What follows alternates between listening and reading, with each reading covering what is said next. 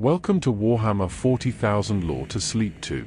Today we'll be exploring the origins and other details of Konrad Curze, Primarch of the Night Lords Legiones Astartes. So lie back, relax, and let's begin. The monster who was right. There are monsters in the galaxy of the 41st millennium. There are creatures of impossible scale, beings of pure malice, engines of destruction so vast they blot out the light of stars. The galaxy is not short of things that inspire dread. And yet, amongst all the terrors that have walked the long history of mankind, few have left an impression quite so deep, quite so cold, and quite so difficult to dismiss as one particular figure. A Primarch. A son of the Emperor of mankind. A being who was, by any measure, one of the most powerful warriors ever to draw breath in the history of the human species. His name was Konrad Curze. And he was afraid of nothing, because everything was already afraid of him. He went by other names, as figures of his stature often do. He was called the Night Haunter. A title that speaks not merely to darkness but to the specific, primal terror of the thing that waits in the shadows of a room you thought was empty. He was called the Dark King. A name that carries with it the weight of sovereignty twisted into something unrecognizable, a crown worn not in triumph but in isolation. And he was called the Last Judge, which is perhaps the most telling title of all, for it implies that justice had already been exhausted everywhere else, and that what remained was something far less merciful. To understand Konrad Curze is to sit with a question that has no comfortable answer. The question is this: what do you do when a monster is correct? Not partially correct, not correct in a narrow and convenient sense, but fundamentally, structurally, undeniably correct about the nature of something important? What do you do when the being whose methods repulse you, whose very presence unsettles the air around him, whose name is spoken in the same tone as a warning, turns out to have understood something that kinder, more reasonable minds refuse to see? This is the question that Konrad Curze poses to anyone who spends long enough in the shadow of his story. It is not a question that resolves cleanly. It is not meant to. He was, at his core, a being built from fear. Not fear in the sense of cowardice, for there was nothing cowardly about him. Fear in the sense of a force of nature, something that operates below conscious thought, something that bypasses reason entirely and speaks directly to the oldest parts of a living mind. The parts that know, without needing to be told, that something dangerous is nearby. Konrad Curze did not merely inspire this response in ordinary human beings. He inspired it in space marines. In the Adeptus Astartes, warriors who had been engineered beyond the limits of human biology, who had been trained to face the most horrifying things the galaxy could produce and advance rather than retreat. These were not men who frightened easily, and yet in the presence of the Night Haunter, even they felt it. A tightness in the chest. A prickling at the base of the skull. The ancient, inarticulate knowledge that something apex was standing very close. There is a particular kind of power in that. The ability to make a superhuman warrior feel, however briefly, like prey. His reputation preceded him across the stars in a way that very few beings could claim. Worlds did not always wait for his fleets to arrive in orbit before they capitulated. Sometimes the rumor of his coming was enough.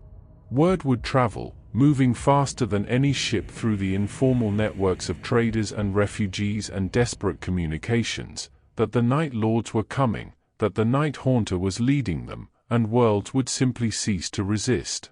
Governments would dissolve. Defensive forces would stand down. The people of entire planets would collectively decide that whatever came after surrender was preferable to whatever came after defiance. This is an extraordinary thing to consider. Not the fact of conquest, which was common enough in that age of expansion, but the mechanism of it. Victory through the weight of reputation alone. Through the accumulated gravity of fear.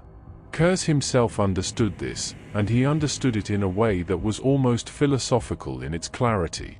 He is remembered as having said that it is better to be feared than respected, because respect can falter, but fear is absolute.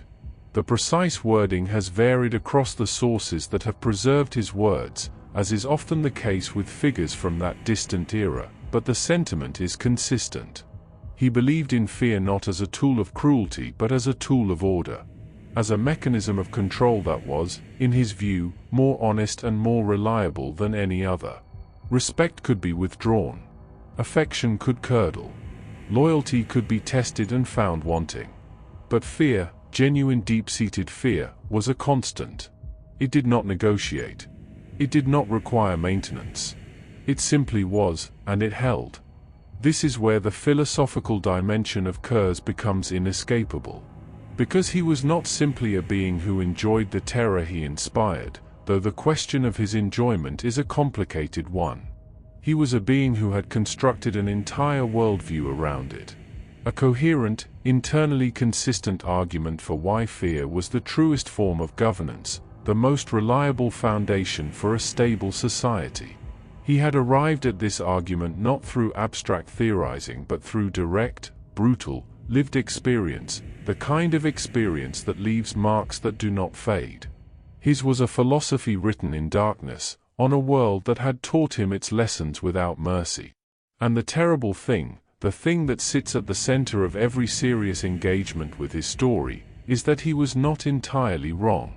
The worlds he ruled did not revolt. The populations he governed did not fracture into the endless cycles of crime and civil violence that plagued less rigidly controlled territories. By certain measures, by the cold metrics of order and stability, his methods worked. This does not make them just. It does not make them good. But it makes them something more uncomfortable than simple evil. It makes them a question. That question will follow us through everything that comes next. Through his origins on a world that should never have been left to raise one of the Emperor's sons alone. Through the slow accumulation of a legion that mirrored his own darkness back at him. Through the choices he made, the ones made for him, and the ones that were, in the end, no choice at all. For now, let the name settle. Let it sit in the quiet of wherever you are as you listen to this. Konrad Curze. The Night Haunter. The Dark King. The Last Judge. A monster who was, in certain cold and important ways, right. The inevitable curse. There is a particular cruelty in knowing what is coming and being unable to stop it. Not the cruelty of ignorance, which is blunt and indiscriminate, but a refined cruelty, one that is almost surgical in its precision.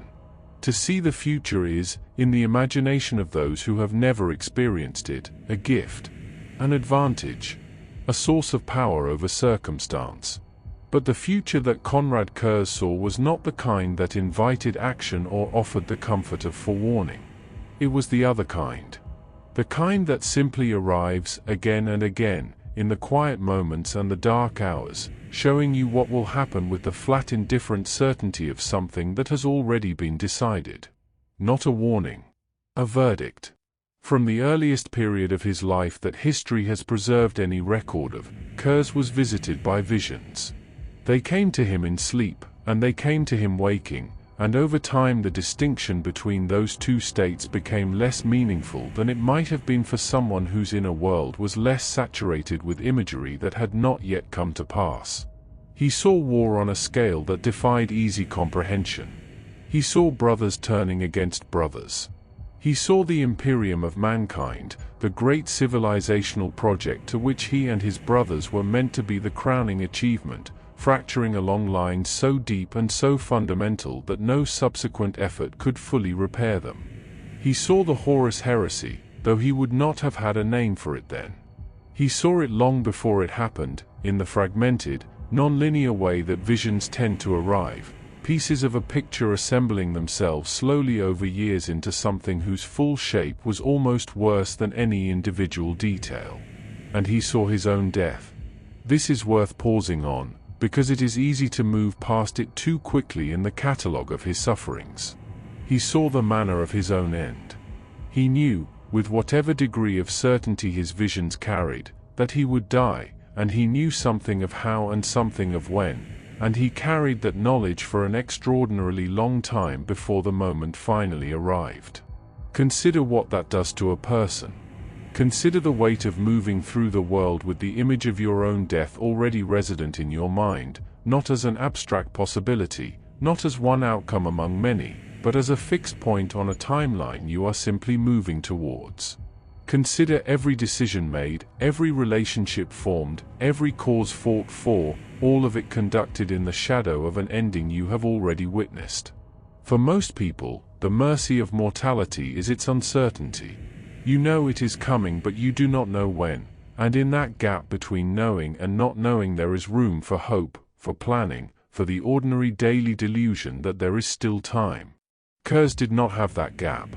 Or rather, he had it in a different form, the gap between the present moment and the moment he had already seen, and rather than filling him with purpose, it filled him with something closer to a kind of exhausted resignation. The word for what it produced in him is fatalism, though that word is perhaps too clean for what it actually was. Fatalism implies a calm acceptance of what cannot be changed. What Curze experienced was more turbulent than calm, more active than acceptance, and yet it arrived at the same destination. The belief that the outcome was already written, and that the writing of it had been done by something indifferent to his preferences. His visions did not show him a range of possible futures from which he might select the best. They did not present alternatives or branch points where a different choice might lead somewhere other than the darkness he had already seen. They showed him one future, singular, consistent, returning. The same images, refined over time rather than replaced, becoming more detailed rather than more uncertain as the years passed. There was no version of events in which things went differently. There was only what was going to happen, arriving in his mind with the patient regularity of a tide that does not require your permission to come in. This shaped everything about him. The way he governed, the way he fought, the way he related to the concepts of justice and order and civilization. If humanity was doomed, and his visions told him that it was, not in the immediate and simple sense of a species facing extinction, but in the deeper sense of a species constitutionally incapable of sustaining the kind of order that would allow it to flourish, then what did that mean for every effort made on its behalf? What did it mean to build something you had already seen collapse? What did it mean to fight for a future you had already witnessed turn to ash? These were not rhetorical questions for Curze. They were the operational questions of his daily existence, the questions beneath every order he gave and every world he brought to compliance. The answer he arrived at was not nihilism precisely, though it wore nihilism's colors. It was something more like a commitment to the process rather than the outcome. If the destination was already set, then what remained was the manner of the journey. And the manner he chose was fear, because fear at least was honest. It did not pretend that things were going to be fine. It did not dress the fundamental nature of existence in reassuring clothing. It looked at what was real, the violence, the fragility, the darkness waiting at every border of every light humanity had ever managed to kindle, and it named those things plainly. There came a moment, preserved in the accounts that have survived the long centuries since, when Curze stood in the presence of the Emperor himself. His father, the being who had created him, scattered him across the stars, and eventually found him, as he found all his sons, to bring him into the great work of unifying humanity.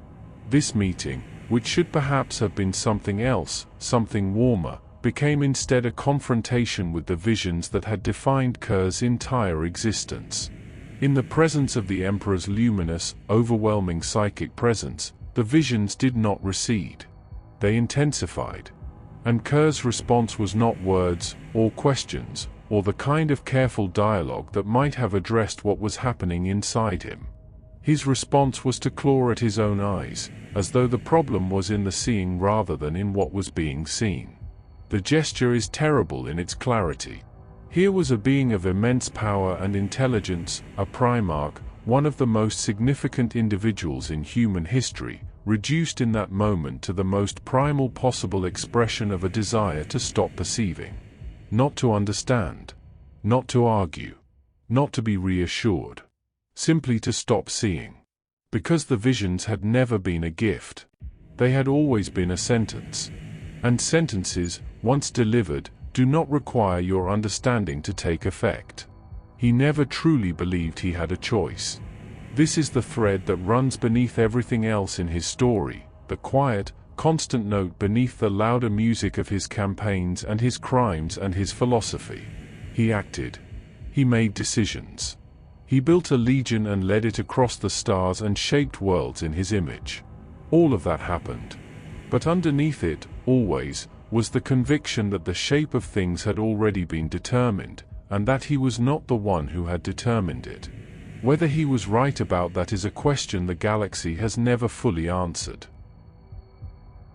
Birth in Darkness. Nostramo. Every Primarch has an origin story, and every origin story carries within it the seeds of what that Primarch would eventually become. Some fell to worlds of honor and martial tradition, and became warriors of noble bearing. Some fell to worlds of scholarship and ancient wisdom, and became strategists and scholars. The circumstances of their landings, and the worlds that received them, shaped them in ways that even the Emperor's design could not fully predict or control. This is perhaps the most human thing about the Primarchs, that they were not simply manufactured to specification but were, in some meaningful sense, made by their circumstances. Formed by the particular texture of the world that found them, for better and for worse. Konrad Curze fell to Nostramo. It is important to understand what Nostramo was, before attempting to understand what it did to him, because the world itself is a significant character in this story. Nostramo was a world of perpetual darkness. Not the comfortable darkness of a night that ends with morning, but a structural, geological darkness produced by the dense clouds of pollutants that its civilization had generated over centuries of industrial exploitation. The sun existed, somewhere above that permanent shroud, but its light did not reach the surface in any meaningful quantity. The people of Nostramo had adapted to this, biologically and culturally, developing the pale complexions and enlarged pupils that come from generations lived in near-total darkness, and developing also the social structures that tend to emerge when resources are scarce, visibility is limited, and the mechanisms of civil accountability function poorly or not at all. Nostramo was a world of crime. Not crime as an aberration from an otherwise functional society, but crime as the society itself. The powerful preyed on the weak organized into groups that preyed on the slightly weaker, and the whole arrangement was held together not by law or justice but by the simple grinding logic of who could take what from whom. Into this world, in a region known as the Pit of the Damned, a capsule fell from the sky. The name of that region alone tells you something. The Pit of the Damned is not the name of a place that has known gentleness. It is the name of a place that has been written off, that exists outside whatever minimal protections the rest of Nostramo's terrible social order might have offered, a place where even the criminals of a criminal world did not care to venture with any regularity. It was into this specific geography, this particular depth of abandonment, that one of the Emperor's sons arrived. Not into a palace, not into the arms of a family, however imperfect, not onto a world that had any framework whatsoever for understanding what had just landed in its darkest corner. Into the pit. Alone. What followed was not a childhood in any recognizable sense of the word. It was a process of emergence, raw and unwitnessed and shaped entirely by the pressures of immediate survival. The infant who would become Konrad Curze did not have parents.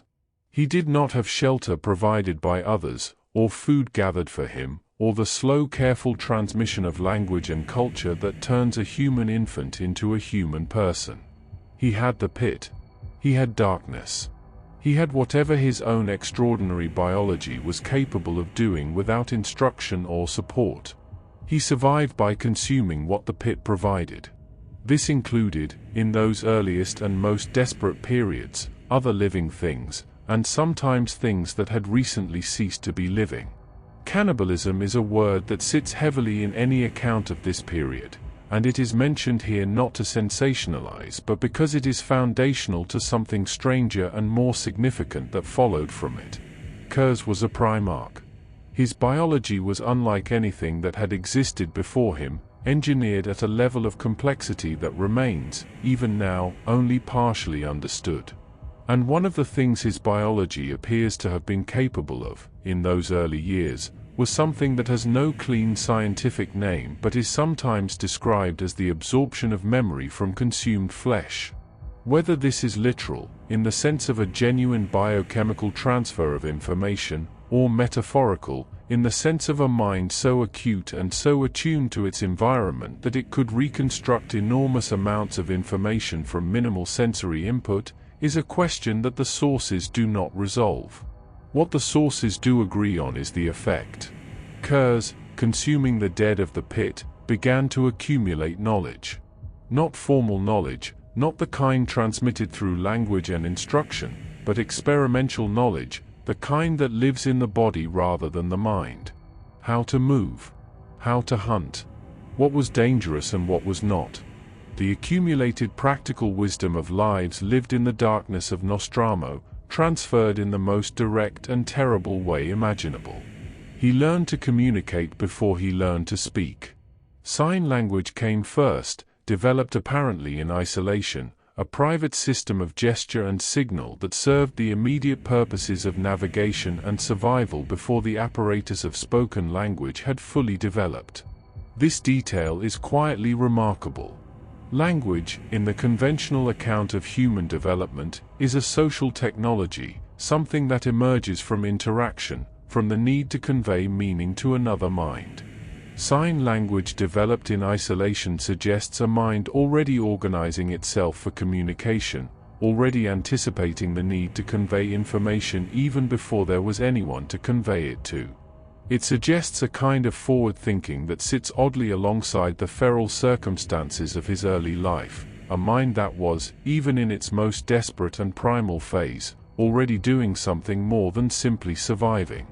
As he grew, and his extraordinary biology accelerated that growth far beyond what any ordinary human child would have experienced, he began to impose himself on his environment rather than simply enduring it.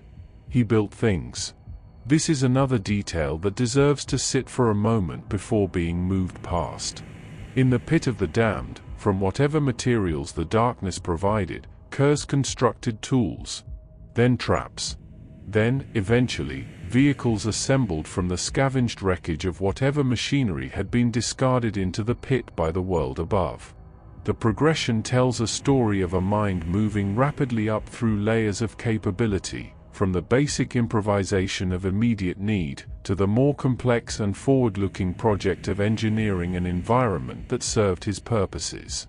He was not taught these things. There was no one to teach him. He arrived at them through observation, through the absorbed residue of whatever minds he had consumed, and through whatever inheritance his Primarch nature had given him. He emerged from the pit, not as a product of any civilization or tradition but as something that had assembled itself from raw material and darkness, something that had looked at the worst environment imaginable and decided, without anyone telling it that this was possible, to not merely survive but to build. This is why the word, raised, does not apply to Konrad Curze in the way it applies to almost anyone else. To be raised implies an external process, something done to you by others, a shaping that comes from outside. What happened in the pit of the damned was not that. It was emergence. The slow, unassisted surfacing of something from conditions that should not have produced it, like a particular kind of organism that appears in the aftermath of catastrophe, not despite the devastation but somehow, inexplicably, because of it. He came out of the darkness of Nostramo carrying the darkness with him. Not as a wound, though it was that too. As a foundation. As the bedrock of everything he would subsequently become. The pit had made him. And he would spend the rest of his life making worlds in its image. The Night Haunter rises. There is a version of this story that could be told as a triumph.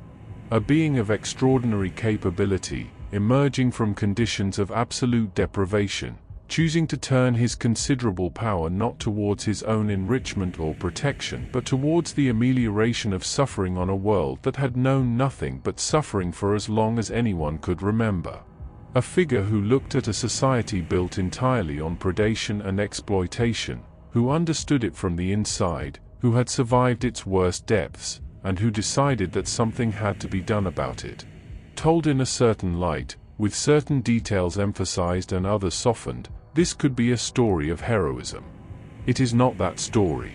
But it is important to hold the outline of that story in mind while considering what actually happened, because the distance between those two versions is precisely where Konrad Curze lives.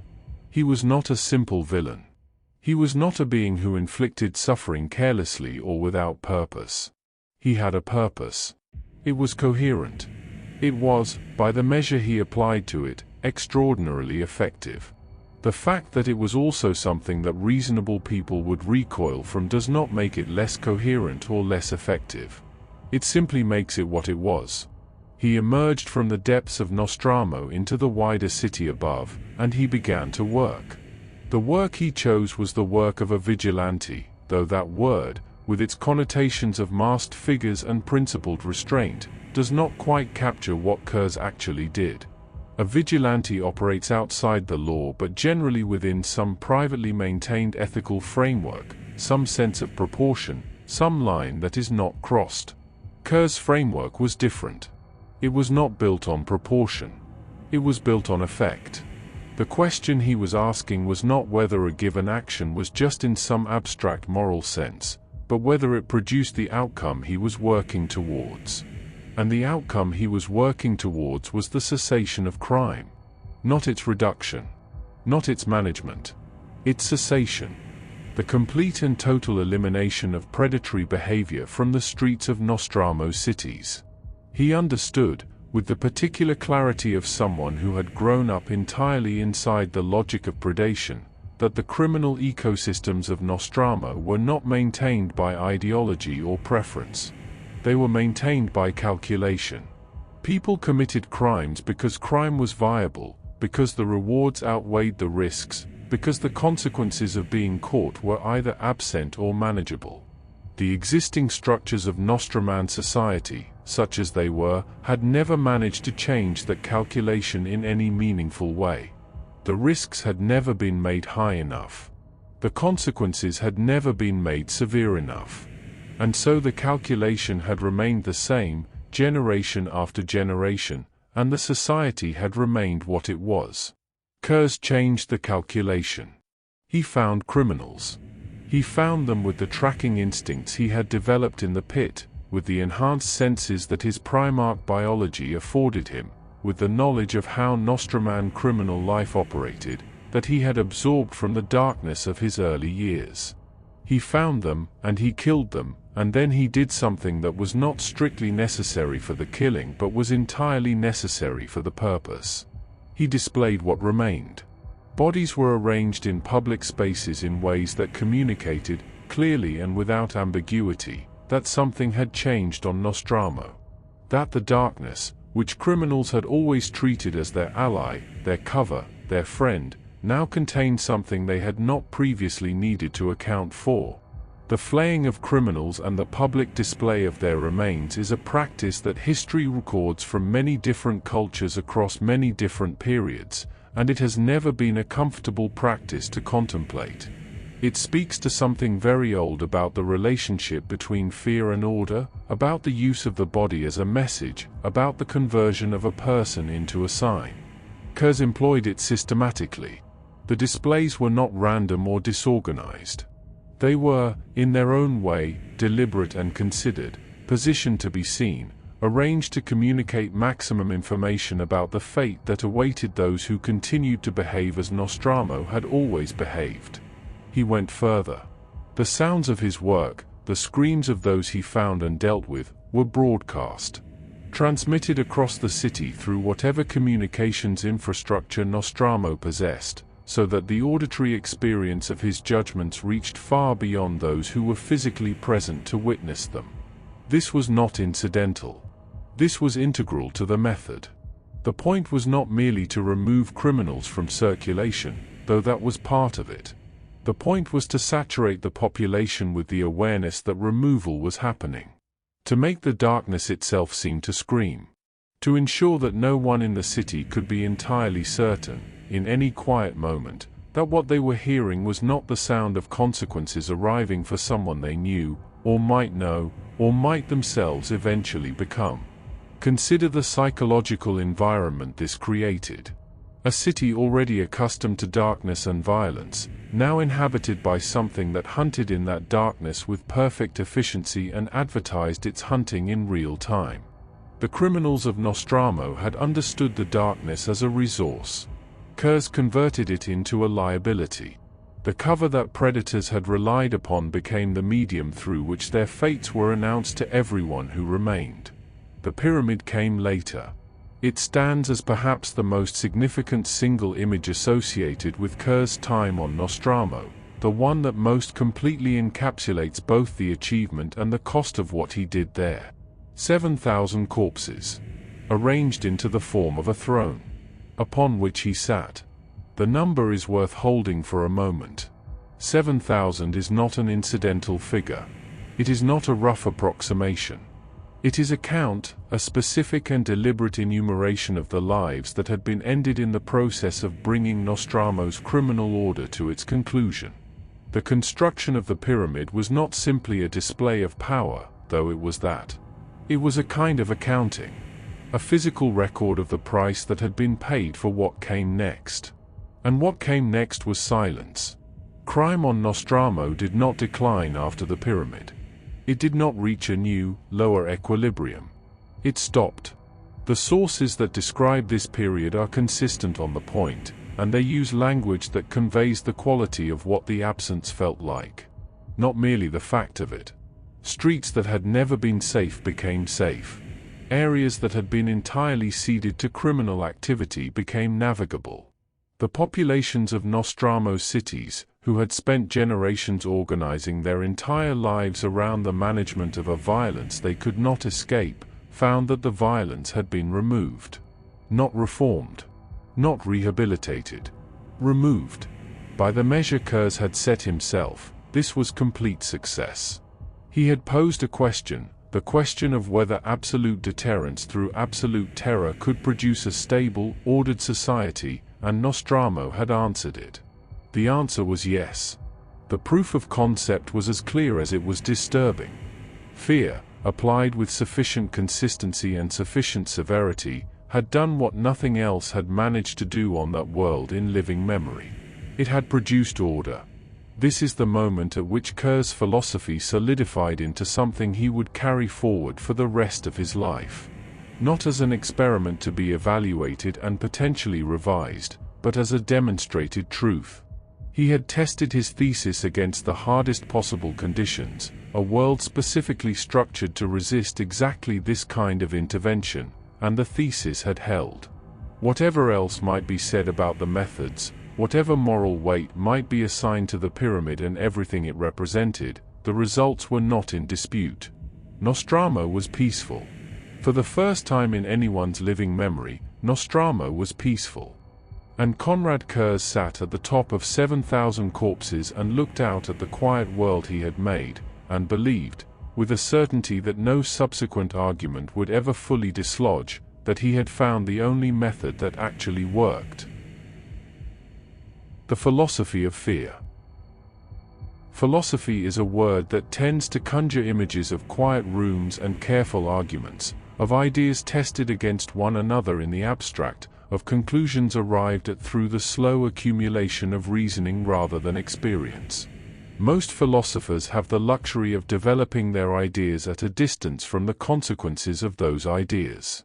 They can think about justice without having administered it. They can theorize about order without having built it from nothing in the dark. They can write about fear without having spent years as the thing that other things feared.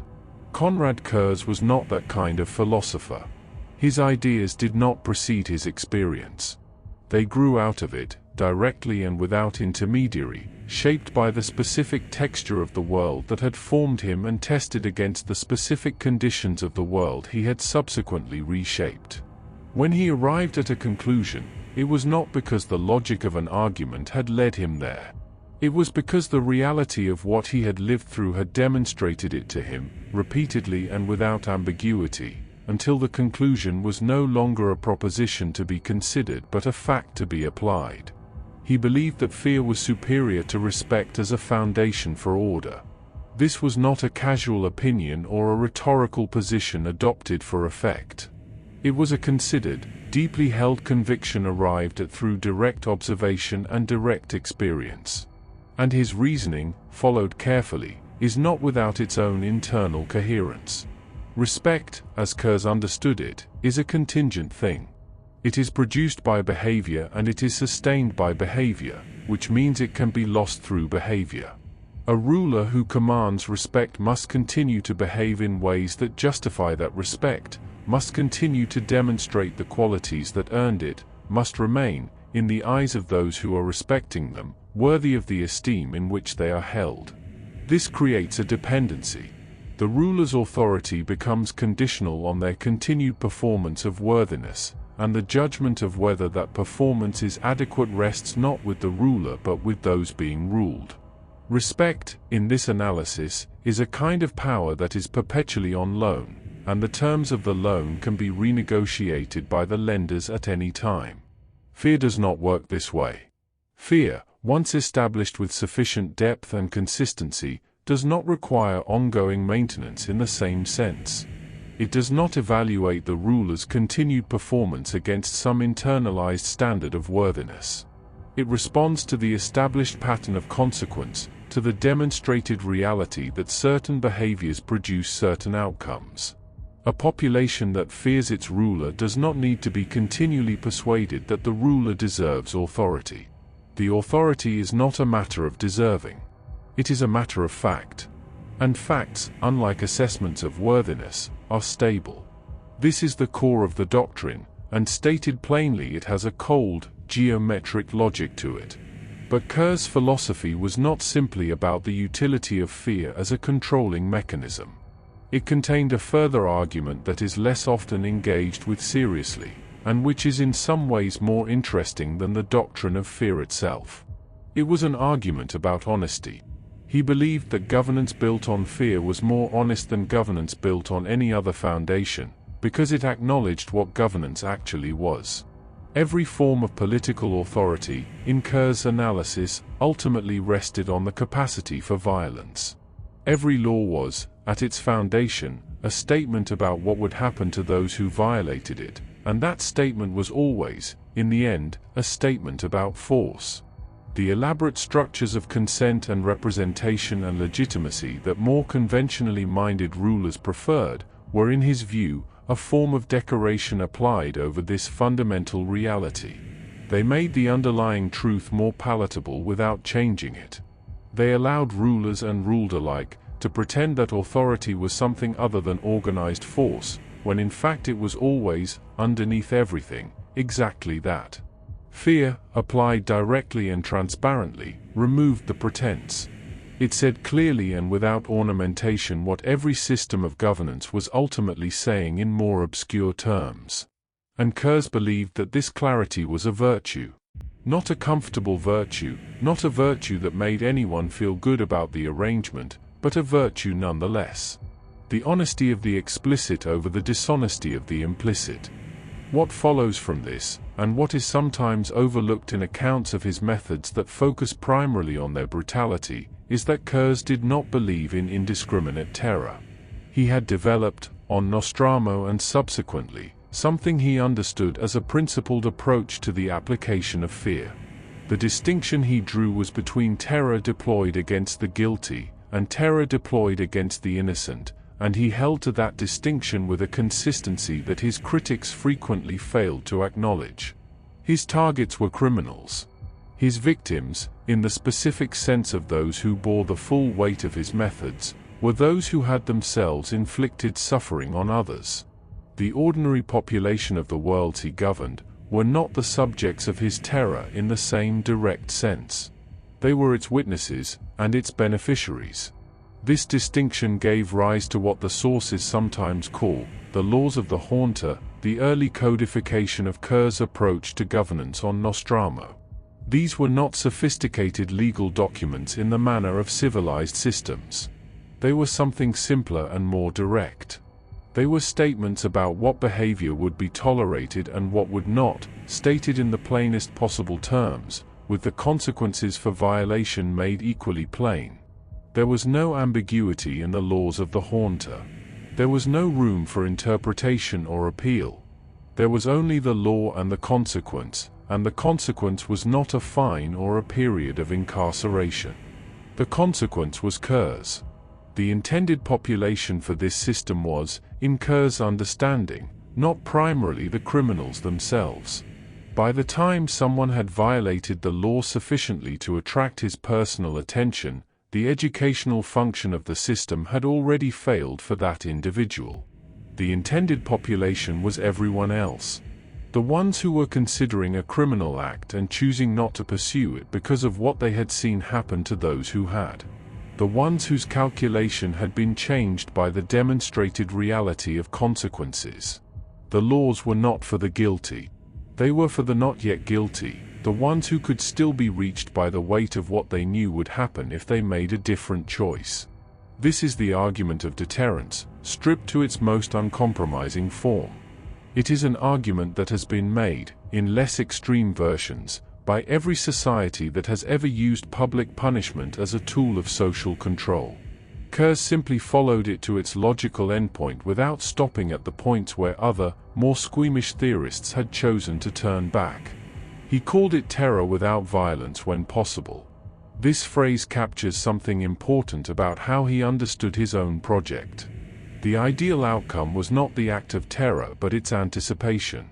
Not the punishment but the threat of punishment, internalized so completely by a population that the punishment itself rarely needed to be administered.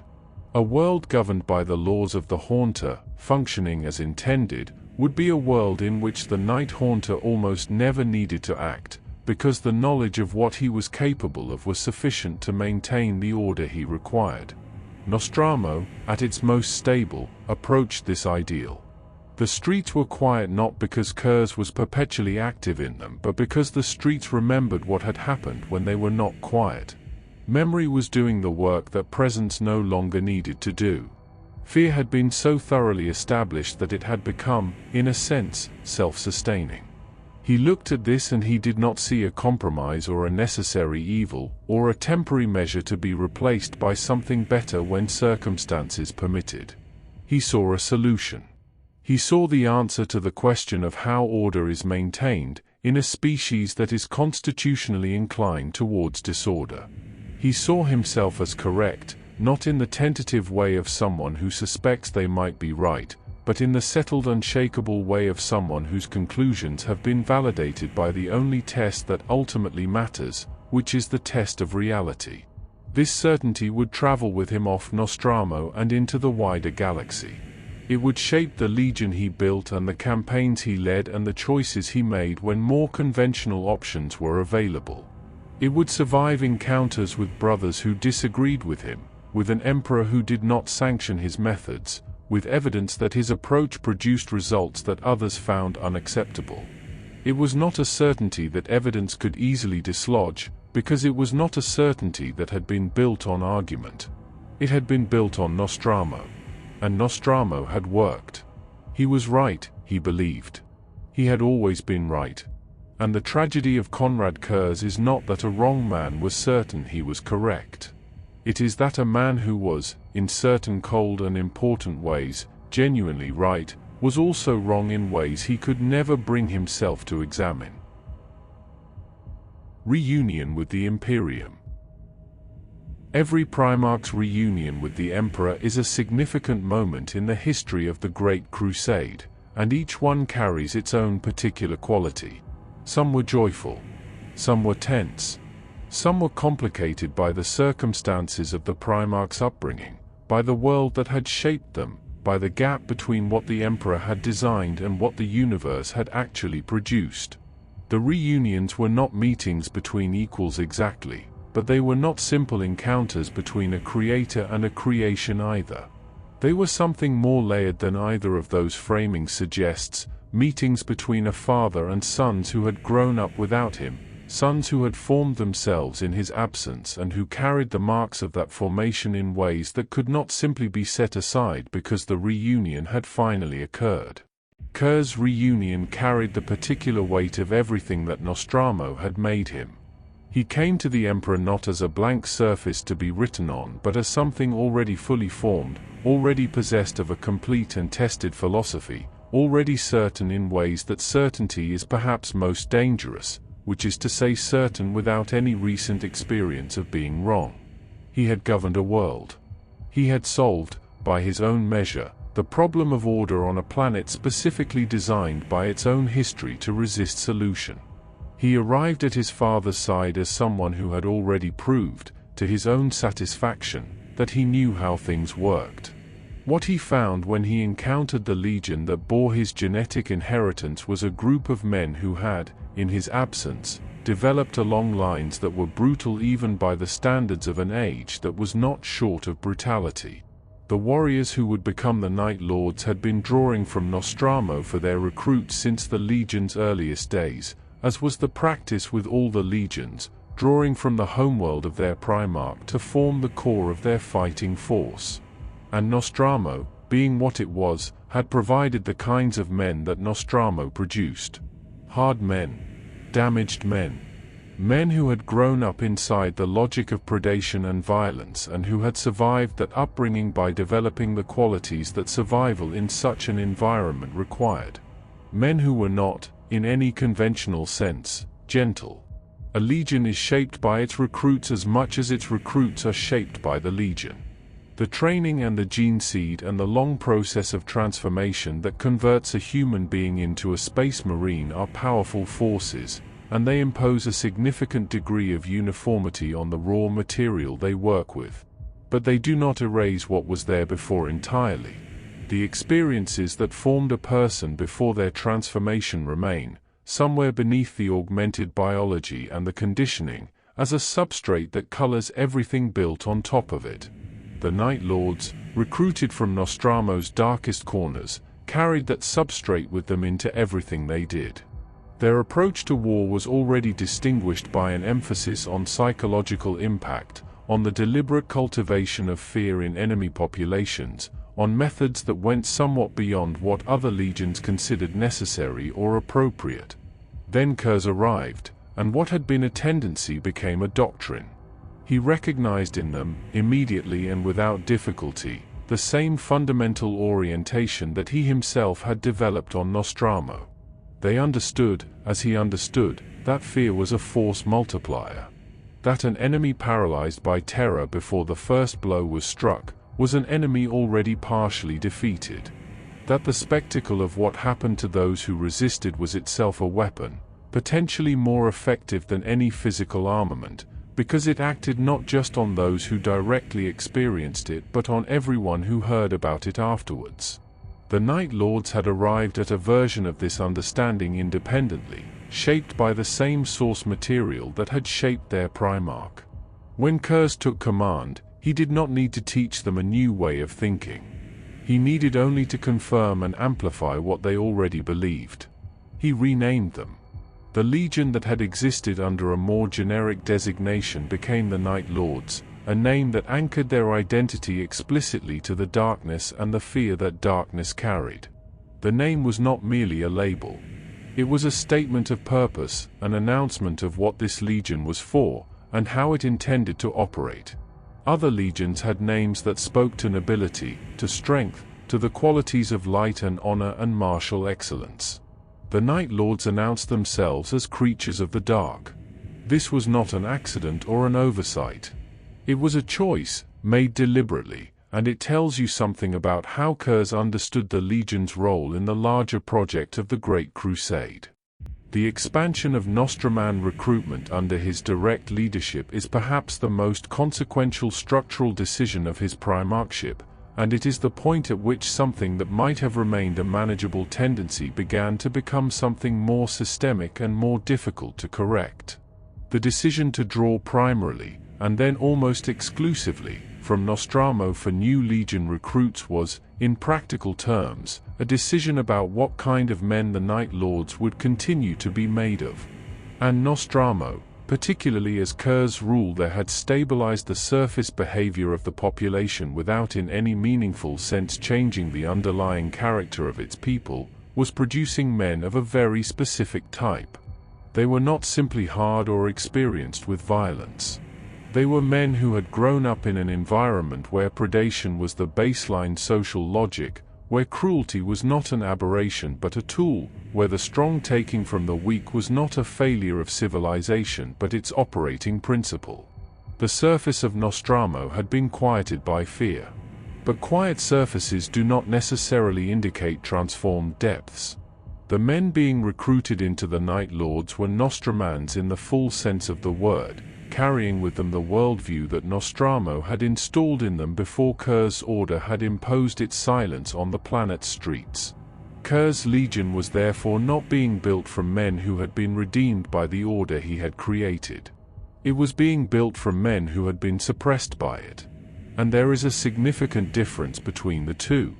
A suppressed man, removed from the constraints that were suppressing him and placed in an environment where his original instincts are not merely tolerated but operationally useful, does not continue to behave as though the constraints still exist. He behaves as he always would have behaved, had the constraints never been imposed. This is what the Night Lords became, collectively and gradually, as the Great Crusade continued. Not warriors who used fear as a tool of measured deterrence in the manner their Primarch theorized about, but warriors who found in the sanction of their doctrine a permission structure for instincts that had never been truly redirected. The distinction between terror applied purposefully and cruelty indulged freely is a fine one, and it requires constant, conscious maintenance to preserve. Curze himself, whatever else might be said about him, held to that distinction with greater consistency than many of the men who served under him. But he had built a legion in which the institutional structures, the culture, the recruitment pipeline, all pushed steadily in the direction of eroding that distinction, rather than reinforcing it. He had taken something already inclining towards darkness and given it a name, a purpose, and a philosophical framework. He had amplified what was there. He had confirmed what the Legion already suspected about itself and told it that the suspicion was not a flaw to be corrected but a truth to be embraced. And in doing so, with whatever intentions and with whatever internal coherence of purpose, he had set in motion something that would prove extremely difficult to steer. The Night Lords were his creation, as Nostramo was his creation, ordered by fear and shaped by darkness. But Nostramo had been a single world, and he had been present on it continuously, and he had maintained its order through his direct and personal application of consequence. A legion was something else. A legion was thousands of men, spread across campaigns and void war and the thousand practical situations that arise in the conduct of war, situations where the Primarch was not present and the doctrine had to be interpreted and applied without him. And doctrines, when interpreted by men who were shaped by Nostramo, have a tendency to be interpreted in particular directions. This is where things began to go wrong.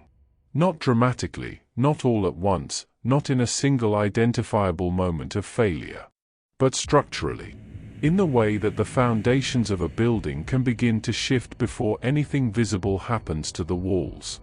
The Night Lords were becoming something, and what they were becoming was shaped by forces that Curze had set in motion and could no longer entirely control, if he had ever truly controlled them at all. The Great Crusade continued. The Night Lords fought in it, and were effective in it, and spread fear across the worlds they brought to compliance in ways that achieved the results that were required of them. But the gap between the philosophy and the practice was widening. Quietly, in the dark. The Night Lords at their peak. War in the age of the Great Crusade, was conducted on a scale that is difficult to fully comprehend from the remove of later centuries. Fleets of ships carrying tens of thousands of warriors crossed the void between stars to bring human worlds back into contact with a nascent imperium that was, depending on your perspective, either the salvation of the human species or the most ambitious exercise in coercive unification that history had ever witnessed.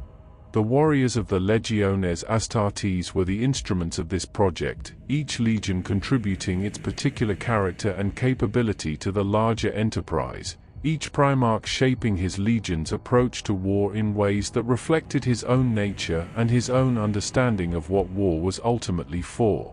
The Night Lords were, by any objective assessment, extraordinarily effective. This is important to establish clearly and without qualification, because the disturbing quality of their methods can sometimes obscure the fact of their results.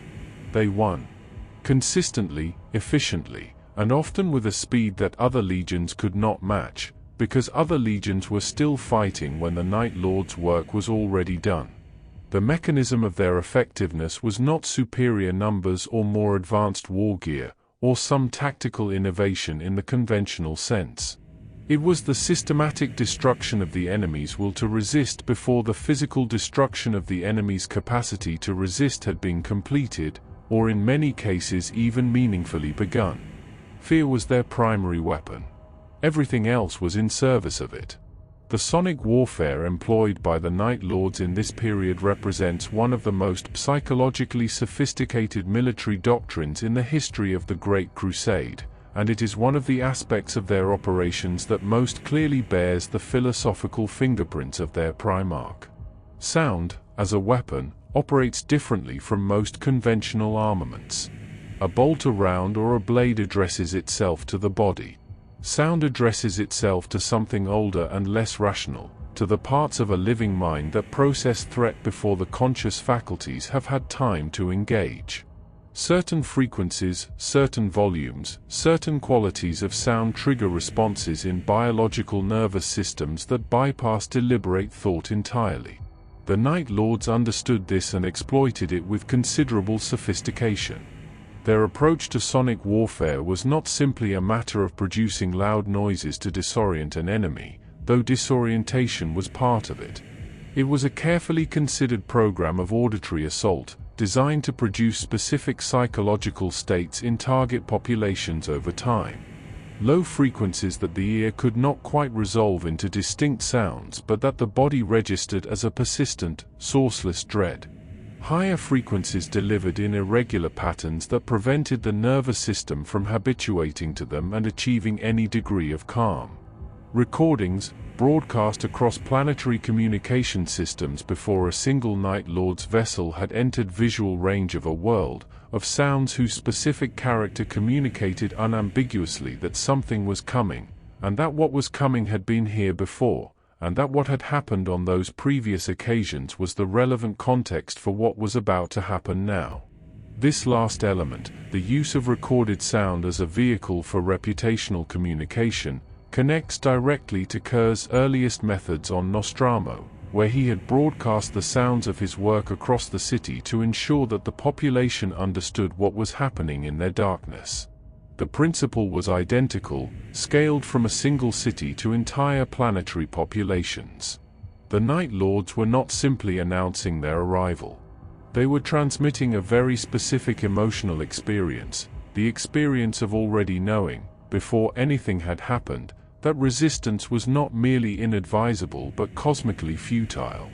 The ghost flares were a related but distinct element of their tactical doctrine. These were deployed in the periods immediately before and during a planetary assault, and their function was primarily visual rather than auditory. They produced light of a particular quality, distributed in patterns that were irregular enough to resist interpretation as any kind of conventional signal and that therefore registered to those observing them as something undefined and therefore maximally unsettling.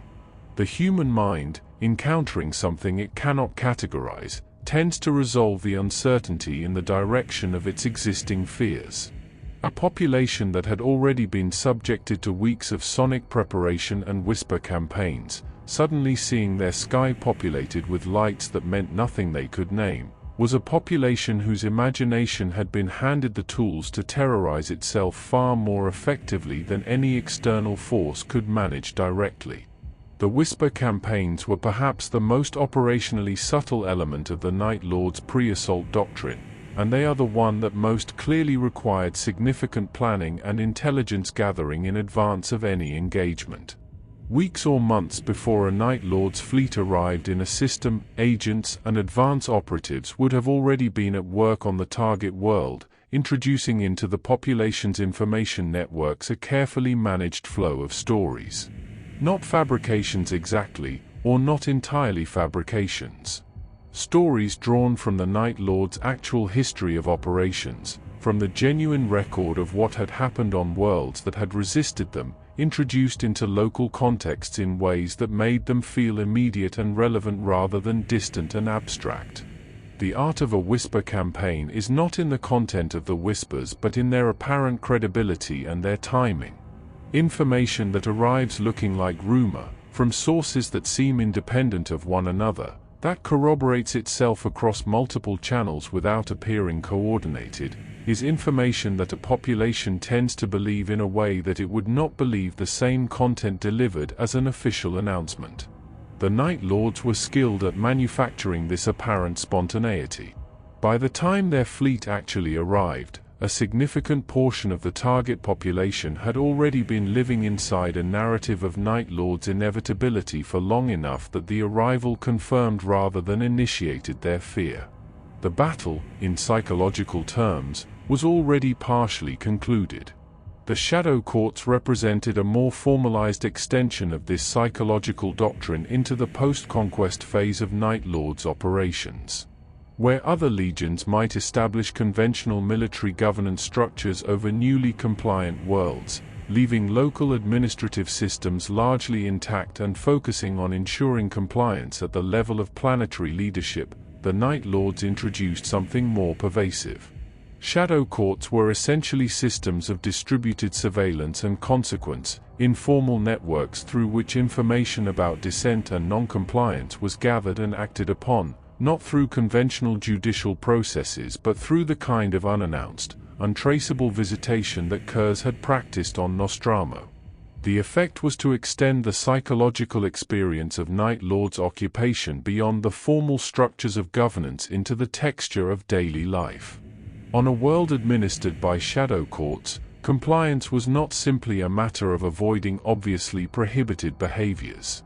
It was a matter of never being certain that what you said privately, what you thought aloud in the wrong company, what you expressed in moments of frustration or doubt, would not find its way to those who were listening. The absence of a clear mechanism for this process was itself part of its function. People can calibrate their behavior around a known surveillance system. They cannot calibrate their behavior around a system whose reach they cannot determine, and so they tend, in the presence of such systems, to calibrate towards maximum caution. This was, again, precisely the effect Curze had always intended. Not perpetual active terror but the internalization of the possibility of terror to a degree that made active terror largely unnecessary. The Shadow Courts, functioning well, should have been largely invisible, because a population behaving as they required would have given them very little to act on. The role that all of this assigned to the Night Lords within the broader structure of the Great Crusade was one that the Imperial Command recognized, and with varying degrees of comfort, utilized. They were the Terror Vanguard. The Legion sent ahead of, or alongside, the more conventionally oriented forces when the strategic objective called for psychological preparation of a theater before physical engagement began. When a cluster of worlds needed to be brought to compliance with minimal expenditure of material and manpower, the Night Lords were an efficient solution.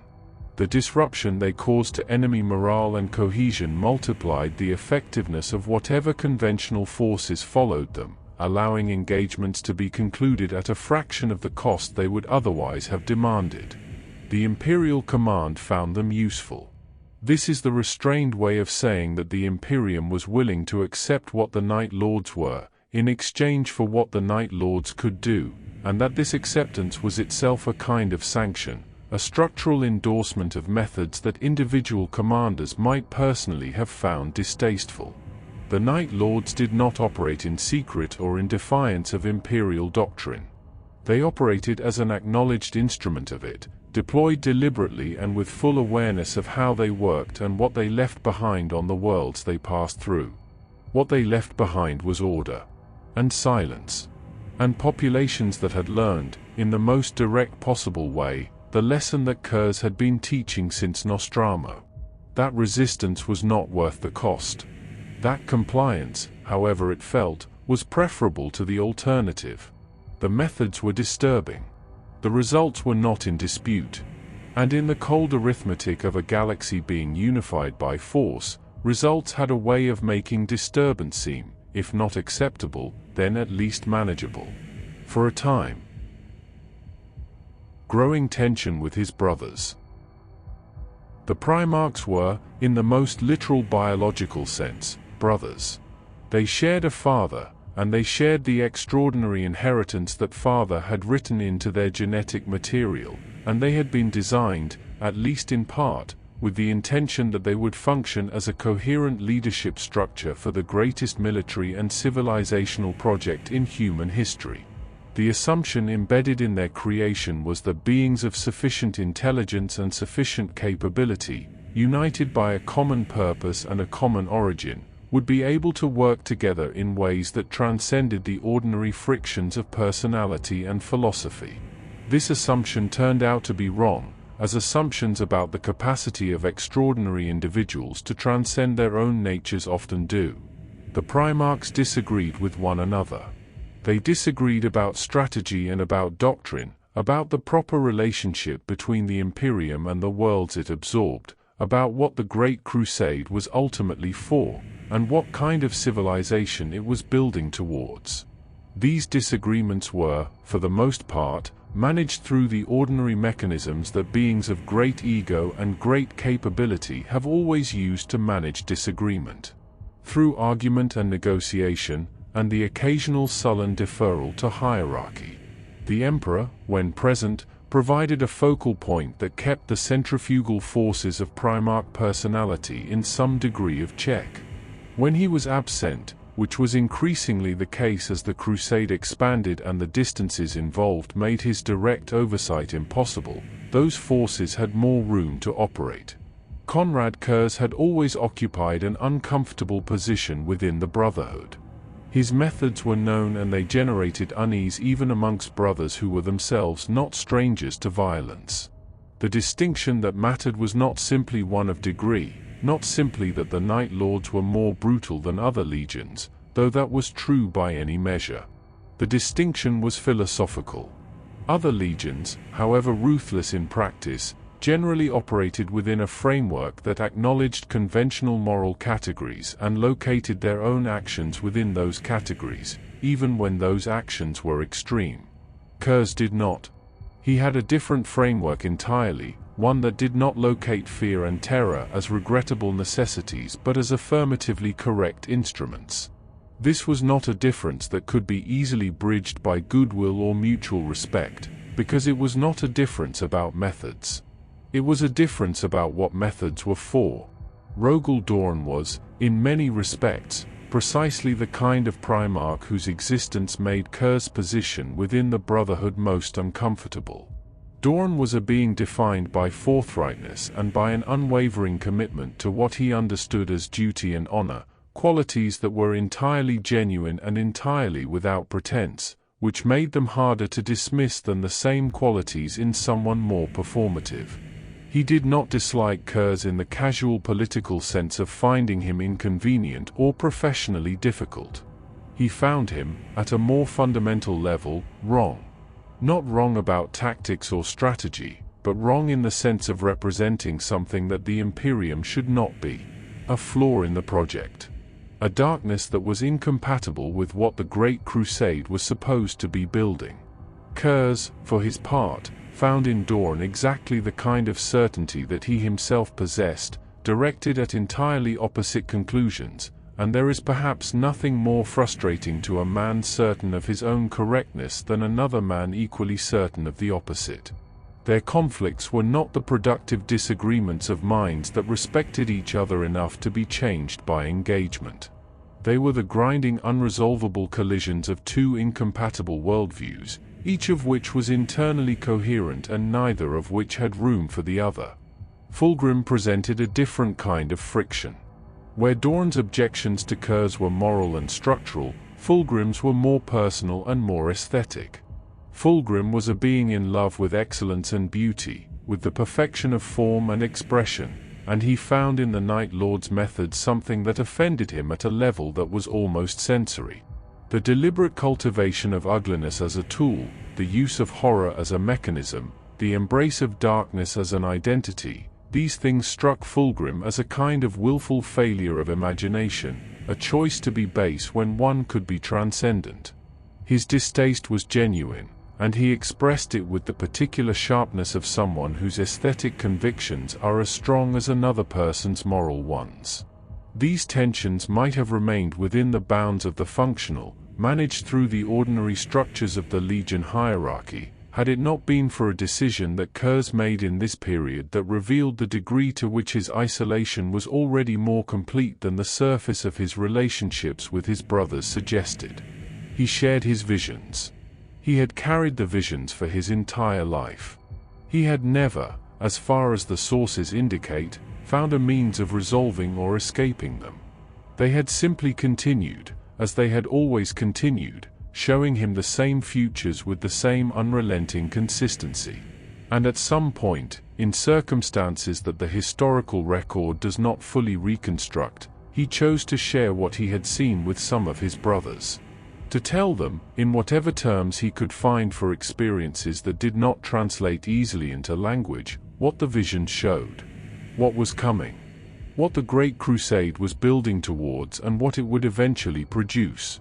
The response was not what he might have hoped for, if he had hoped for anything. The content of what he shared was, by any reasonable assessment, deeply disturbing.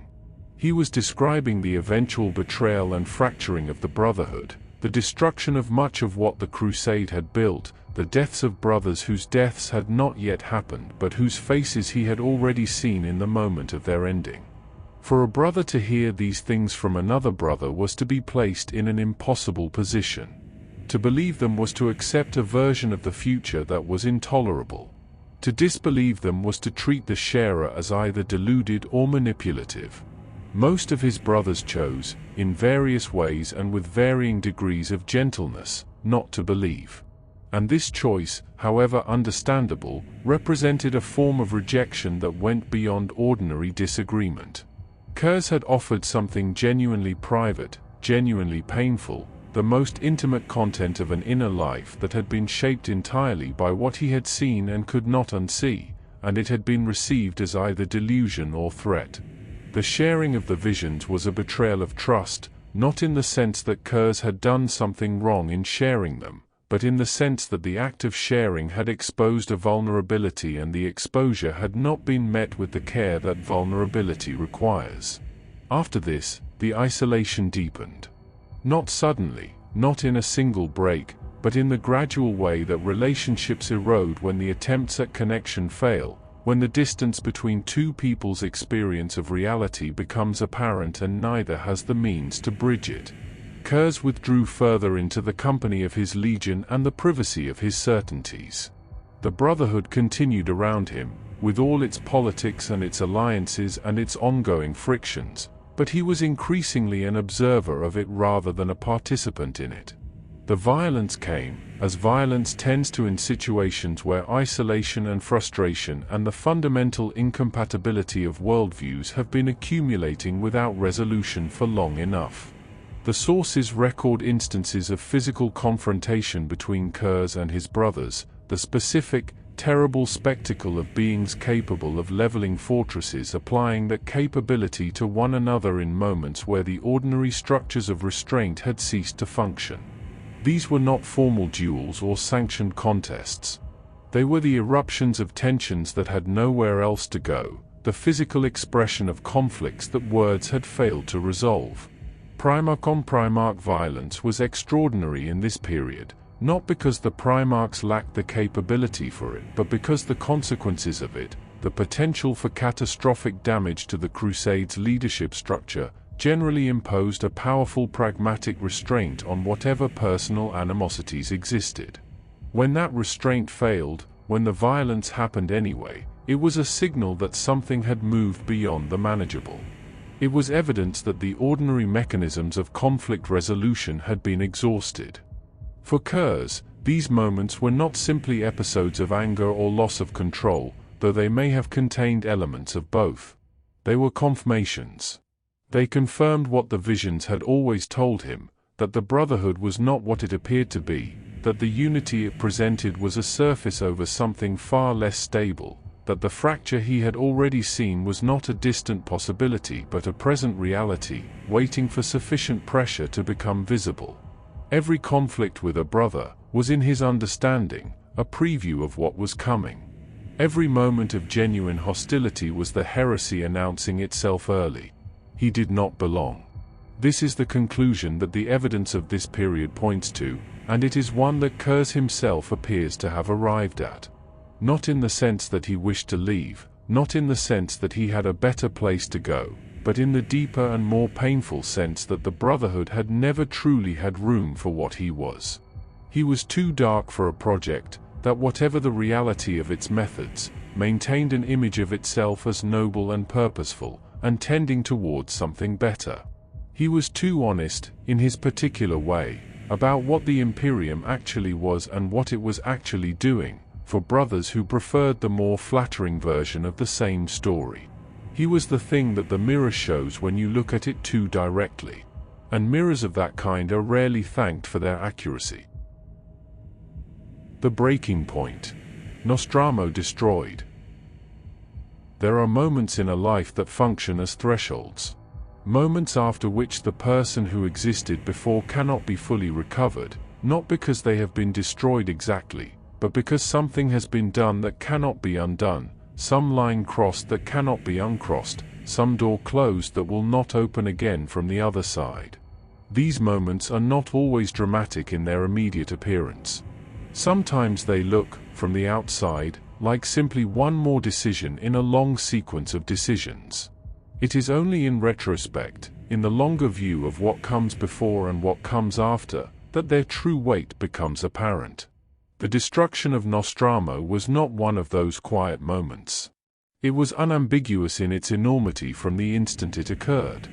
When Konrad Curze turned the weapons of his fleet upon his own homeworld and reduced it to rubble, there was no ambiguity about what had happened or what it meant.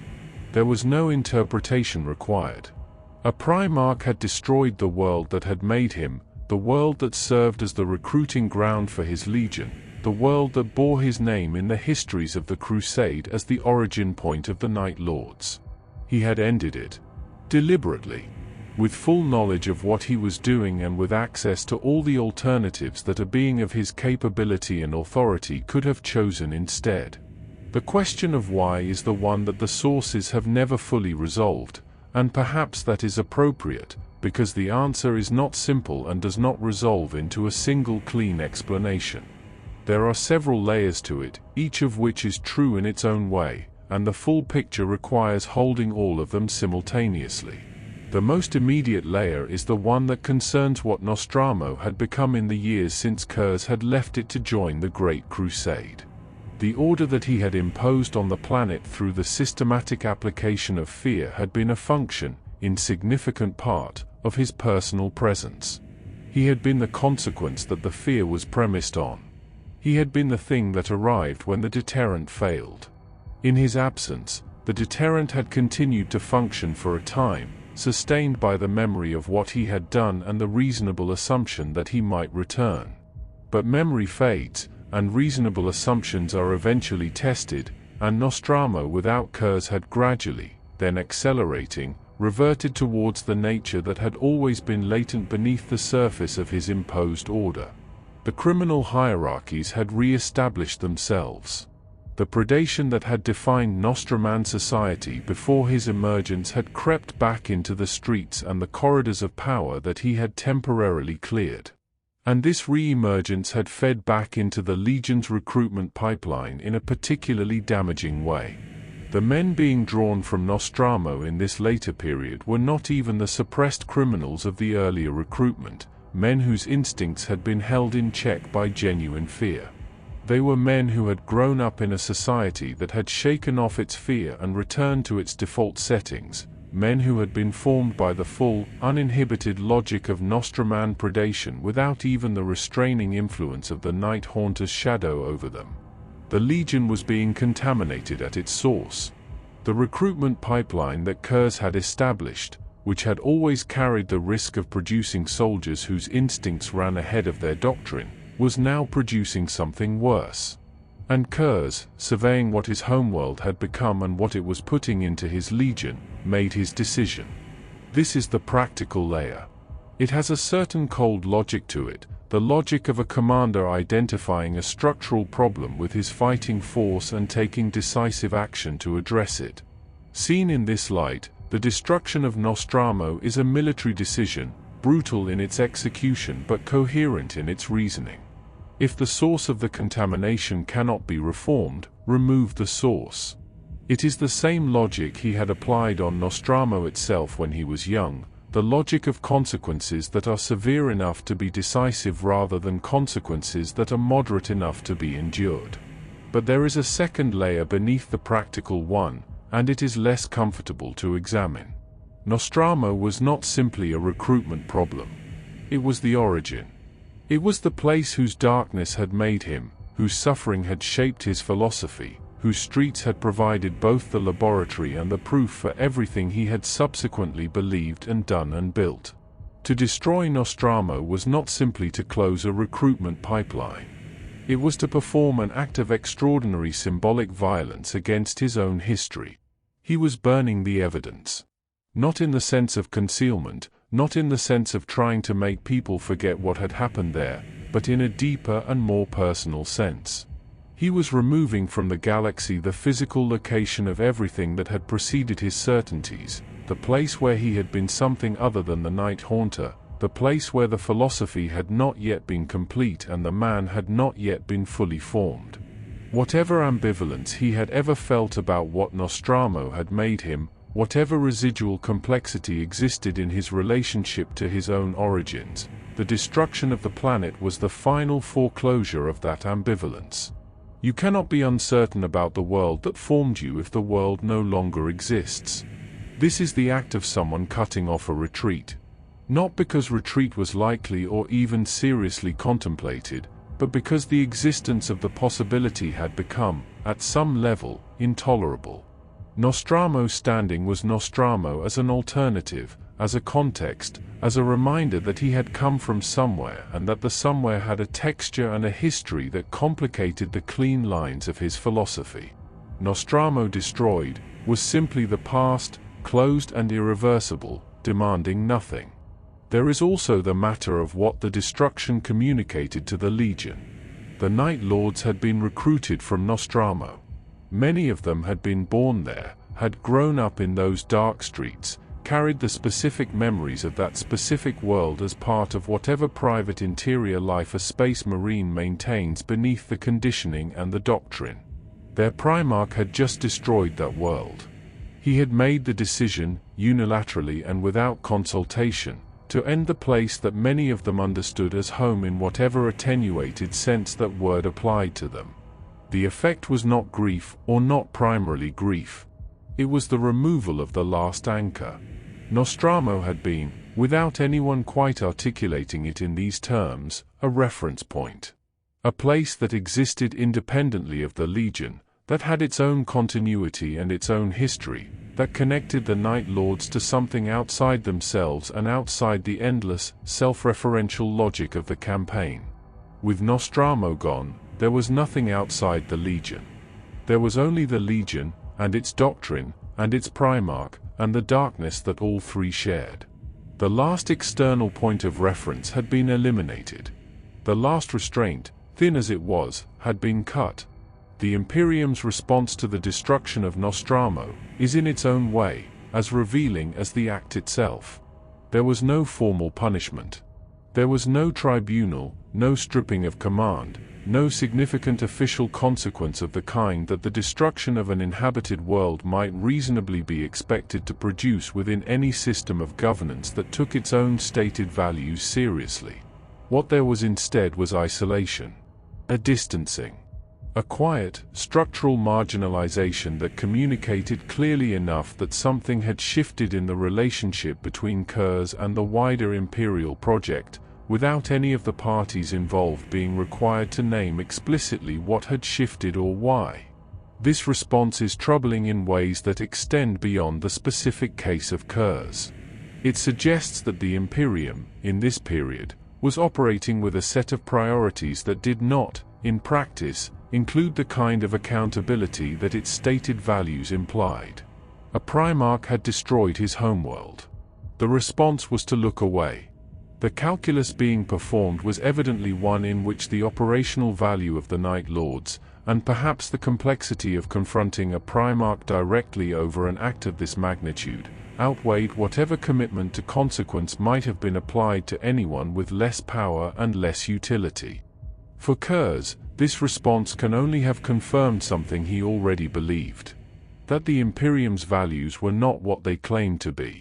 That the structures of accountability and justice that the Great Crusade presented as its ideological foundation were applied selectively, in ways that served the interests of those with power to enforce or avoid them.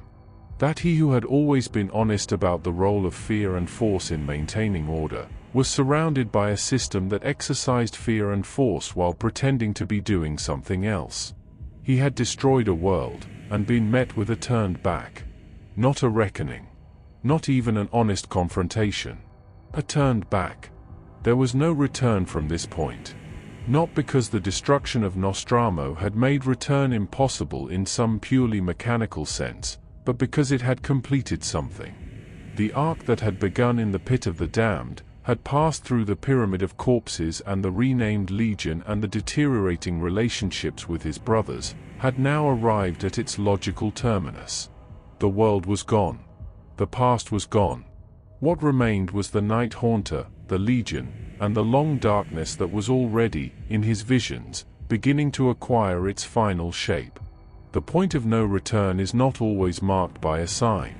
Sometimes it is marked by a silence, by the sound of something that existed, ceasing to exist, by the particular quality of the quiet that follows an ending. Nostramo was quiet now. Konrad Curze had made it so. The monster fully emerges. There is a particular kind of exhaustion that comes from the sustained effort of being something other than what you are. Not the exhaustion of physical labor or of intellectual effort, but the specific, accumulating weariness of maintaining a version of yourself that requires constant management, constant monitoring, constant small adjustments to ensure that what is presented to the world remains coherent with what the world expects or requires. It is the exhaustion of performance, and it is heaviest not when the performance is entirely false, not when you are simply pretending to be something you have no connection to, but when the performance is a selective presentation of a self that is genuinely complicated, when what is being suppressed is not fiction but simply the parts of the truth that are too difficult to present in full. Konrad Curze had been performing, in this sense, for a long time. Not dishonestly, not in the sense of deliberate deception, but in the sense of maintaining a version of himself that emphasized the philosophical and the purposeful over the darker and less easily articulated aspects of what he was.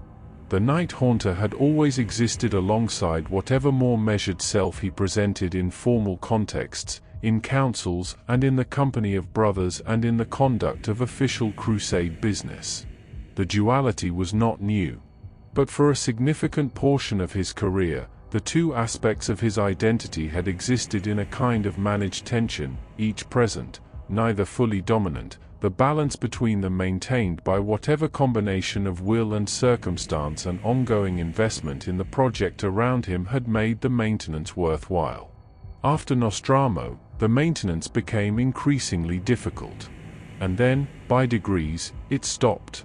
What emerged was not a transformation into something unrecognizable. It was more like the removal of a filter. The Night Haunter had always been there, and the qualities that defined the Night Haunter, the absolute commitment to darkness as an operating environment, the fixation on judgment and its consequences, the capacity for a specific kind of cruelty that went beyond what even his own doctrine of deterrence required, had always been present. What changed was the degree to which those qualities were expressed, directly rather than channeled through the framework of philosophy and purpose that had previously organized and justified them. The sadism is the aspect of this that the sources record most consistently, and it is the aspect that most clearly marks the distance between Curze the philosopher of fear and Curze in this later period.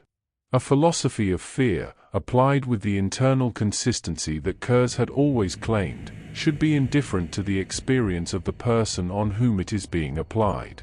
The point of deterrence is effect on the observer, not suffering on the subject.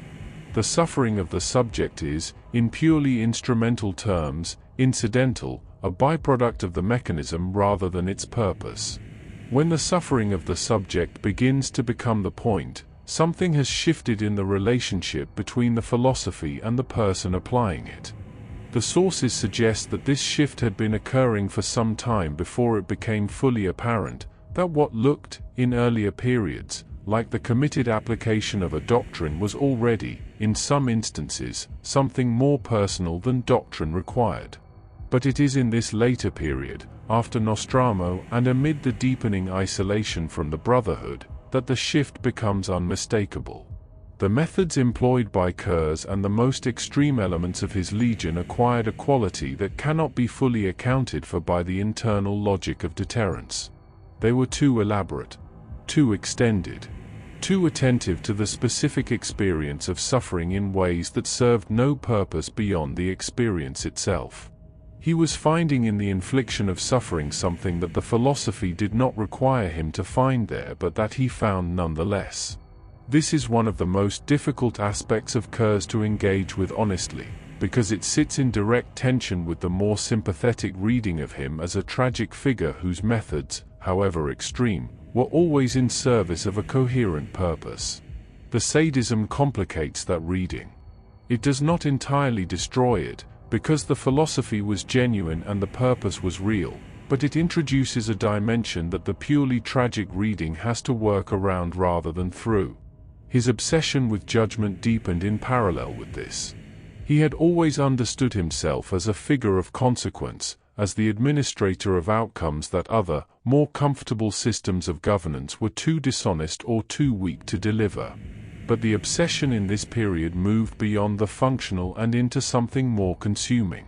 He thought about judgment constantly, in the way that people think about the things that define them most fundamentally, returning to the same questions again and again, not because the questions were unresolved but because the territory of the questions had become the territory of his identity.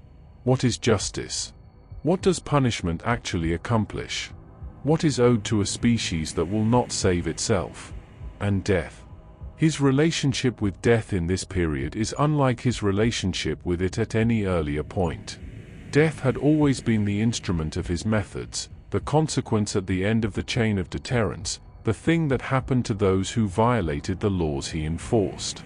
But it becomes, in this later period, something he is oriented towards in a more personal and more complex way. Not in the sense of a desire for his own death, or not simply that, though the knowledge of his own death that his visions had always carried remained as present as ever. More in the sense of a fascination, an inability to look away from the fact of mortality in all its forms, a constant return to the moment of ending as the most honest and most revealing moment in any existence. This is connected, in ways that the sources only partially illuminate, to his growing fixation on the hypocrisy of the Imperium. He had always believed that the Imperium was dishonest about what it was and what it was doing. He had always found in the gap between the Imperium's stated values and its actual practices a confirmation of his own view that honest brutality was more defensible than dishonest civility. But in this period, the fixation became more acute and more personal. He was not simply a critic of imperial hypocrisy in the abstract. He was a man who had destroyed a world and been met with a turned back, who had spent decades watching an institution claim to stand for justice while declining to apply justice to anything that inconvenienced it, who had shared visions of catastrophe with brothers who preferred not to know. He stopped pretending. This is the simplest way to describe what happened, though like all simple descriptions of complicated things, it leaves out more than it contains. He stopped performing the version of himself that located his methods within a framework of legitimate purpose and directed aim. Not because the framework had become false, it remained as internally coherent as it had ever been, but because the effort of maintaining the performance had ceased to seem worth the return it generated. Nobody in the Brotherhood believed the framework.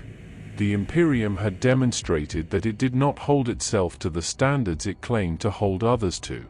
The visions had shown him where everything was going regardless of what he or anyone else did. What remained when the performance stopped was the Night Haunter. Not the Night Haunter as a title or an aspect, but as the dominant reality. The being who had sat atop a pyramid of corpses on Nostramo and looked out at the silence he had made, not with the measured satisfaction of a philosopher whose thesis had been proved, but with something older and more primal than philosophy. The being who had emerged from the pit of the damned carrying the darkness, not as a wound to be healed or a tool to be used but as a nature to be inhabited. He told his brothers, in this period, things that he had perhaps always thought but previously found ways to soften or contextualize. He told them that the Imperium would fall, that the Brotherhood would fracture, that everything they were building was already broken at its foundation and that the edifice would eventually reflect that brokenness. He told them that he had always known this, that his visions had shown him the truth of it long before any of them had been willing to consider it. And he told them, with the flat and unornamental directness that characterized him in this period, that he at least was honest about what he was, that he at least had never pretended that his hands were clean or his methods gentle or his purpose anything other than exactly what it appeared to be. Compare me to yourselves, the argument ran. You build a civilization on violence and call it liberation. You enforce compliance through the threat of death and call it law. You burn worlds and call it necessity. I burn worlds and call it what it is. Which of us is the monster, and which of us simply refuses to pretend otherwise? It is an argument that does not justify what he was or what he did. It does not resolve the sadism or the cruelty or the damage he inflicted on a scale that no philosophy, however coherent, can fully account for. But it is not an argument that can be entirely dismissed either, which is precisely what makes it, and him, so difficult to put down cleanly. He had stopped pretending to be anything other than what he was. And what he was, in the full and unfiltered expression of it, was a being the galaxy had not been built to accommodate, a being who had always known too much and felt too little of the ordinary mercy that keeps knowledge like his from becoming what it became. The Night Haunter looked out at the Imperium he was part of, and the Imperium looked back, and neither of them flinched, because neither of them was surprised by what they saw. Unique powers and terror mastery. There are Primarchs who are dangerous because of what they know. There are Primarchs who are dangerous because of what they command, the size of their legion, the sophistication of their strategy, the loyalty they inspire in those who follow them. There are Primarchs who are dangerous because of what they believe, because conviction at that scale and that intensity becomes a kind of force in itself, reshaping the world around it through the sheer pressure of its certainty. And then there are Primarchs who are dangerous in a more immediate and more physical sense, dangerous in the way that a natural phenomenon is dangerous, in the way that a storm or a depth of cold water is dangerous, not because of what it intends but because of what it simply is. Konrad Curze was all of these things. But it is the last category that deserves particular attention, because it is the one most easily underestimated by those who approach him primarily as a philosophical or historical figure. He was not simply a thinker who happened to lead a legion. He was one of the most physically dangerous beings who has ever existed within the boundaries of the human Imperium, a being whose personal capabilities in direct confrontation placed him at the very apex of what even Primarch biology could produce. Understanding him fully requires understanding this, requires sitting with what he was capable of doing in the space between one heartbeat and the next, before the longer arc of his tragedy can be fully appreciated. He moved through darkness the way other beings move through open space. Not simply comfortably, not simply without the disorientation that darkness imposes on ordinary senses, but with a relationship to it that the sources describe in terms that push against the boundaries of conventional physical explanation. Darkness was not an absence for Curze. It was a medium. Something he occupied and was occupied by in return, something that responded to him in ways that suggested a connection deeper than the merely practical. Witnesses, on the rare occasions when witnesses survived encounters with him in sufficient condition to give accounts, described the darkness around him as behaving differently from the darkness elsewhere in the same space. Thickening, deepening, moving in ways that did not correspond to any light source or air current that could be identified. Whether this was a genuine psychic phenomenon, an expression of his connection to whatever currents of power ran through the warp and manifested in beings of his nature, or whether it was the product of senses so acute that he could manipulate the environment in ways that created the impression of something supernatural, is a question the sources do not fully resolve. What they agree on is the effect. He could disappear into darkness that should not have been sufficient to conceal him. He could move through spaces that other beings could not navigate without light, as though the light were simply unnecessary, as though the information the light would have provided were already present in him through some other channel. This connected to his combat precognition in ways that made him, in a direct engagement, nearly impossible to fight effectively. The visions that had plagued him since childhood, that had shown him the future in the large and terrible scale of heresy and death, operated at a smaller and more immediate scale in the context of combat. He did not simply react to what opponents did. He responded to what they were about to do, to the telegraphing of intent that exists in every body before the body executes its intention, read through whatever combination of enhanced physical perception and precognitive faculty he possessed. The result was a fighter who seemed, to those engaging him, to be operating slightly outside the normal flow of time, who was never where a blow was aimed, who was always already in the position that the next moment required. This is hypersonic speed, applied not simply to movement but to perception and decision. The Night Lords were fast by the standards of Space Marine combat, and Curze was fast by the standards of the Night Lords, which placed him in a category of physical velocity that ordinary language struggles to convey accurately. Accounts of his combat describe engagements in which the gap between his first movement and the conclusion of the engagement was so small as to be practically indistinguishable from instantaneous, where the reconstruction of what had happened required slower observation after the fact because no witness present had been able to follow the sequence in real time. Speed of this kind, combined with precognition of the kind he possessed, produces a particular and very specific kind of invulnerability. It is not the invulnerability of armor or of biological resilience, though he had both. It is the invulnerability of never being in the place where the danger is, of having already left before the danger arrives. It is an extremely difficult quality to counter because it cannot be countered through conventional increases in force or capability. You cannot overwhelm a fighter who is not there to be overwhelmed. His telekinetic capabilities added a further dimension to this, one that manifested not only in the direct application of force at a distance but in effects that were more ambient and more disruptive in character. The electromagnetic interference that attended his presence in certain states, the disruption of systems and instruments in his vicinity, was not always a deliberate application of ability. It was sometimes simply an emanation, a byproduct of whatever was occurring in him at a level that he did not fully control and perhaps did not fully understand. Electronics failed. Communications became unreliable. The instruments that modern warfare depends upon to coordinate and communicate and navigate ceased to function with the reliability their operators required. This had a compounding effect on the psychological impact that was always central to his approach. An enemy that has lost its communications, that cannot coordinate its response, that finds its technology behaving unreliably in ways it cannot account for, is an enemy already partially inside the experience of helplessness that the Night Lords were designed to produce. The electromagnetic effects of Curze's presence were, in this sense, perfectly aligned with the broader doctrine of his legion. They were terror made physical, the inexplicable made manifest, the darkness given a quality that no amount of light could quite dispel.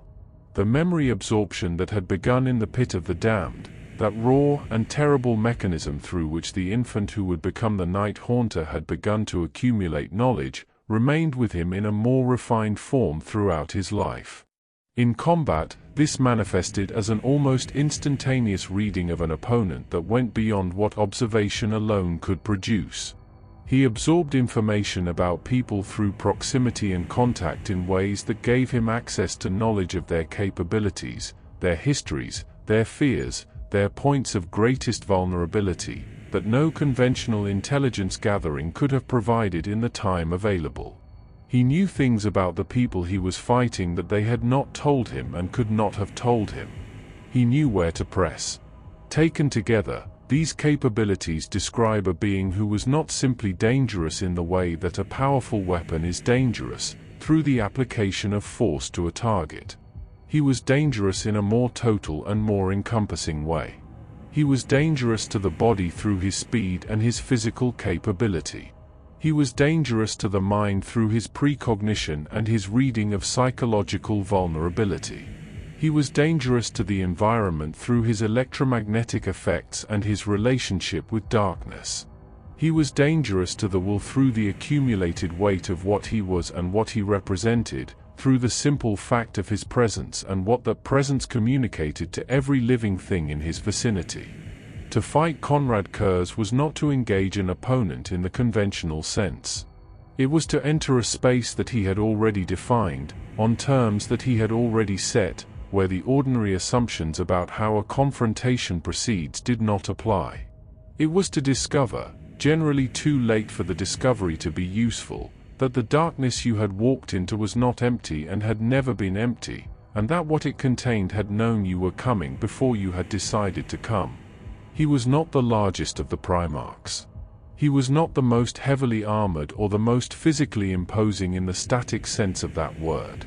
He did not project the kind of monumental, gravitational presence that some of his brothers did, the sense of a wall of force that could simply absorb and overwhelm anything directed at it.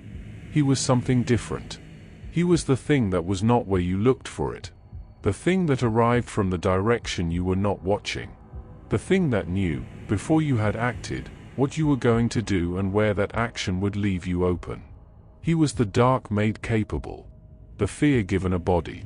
The inevitability of certain consequences given legs and claws, and the ability to cross a room faster than thought. One of the most dangerous beings the Imperium ever produced.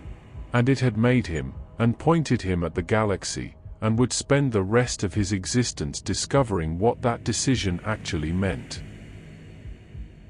The Horus Heresy. Choosing fate.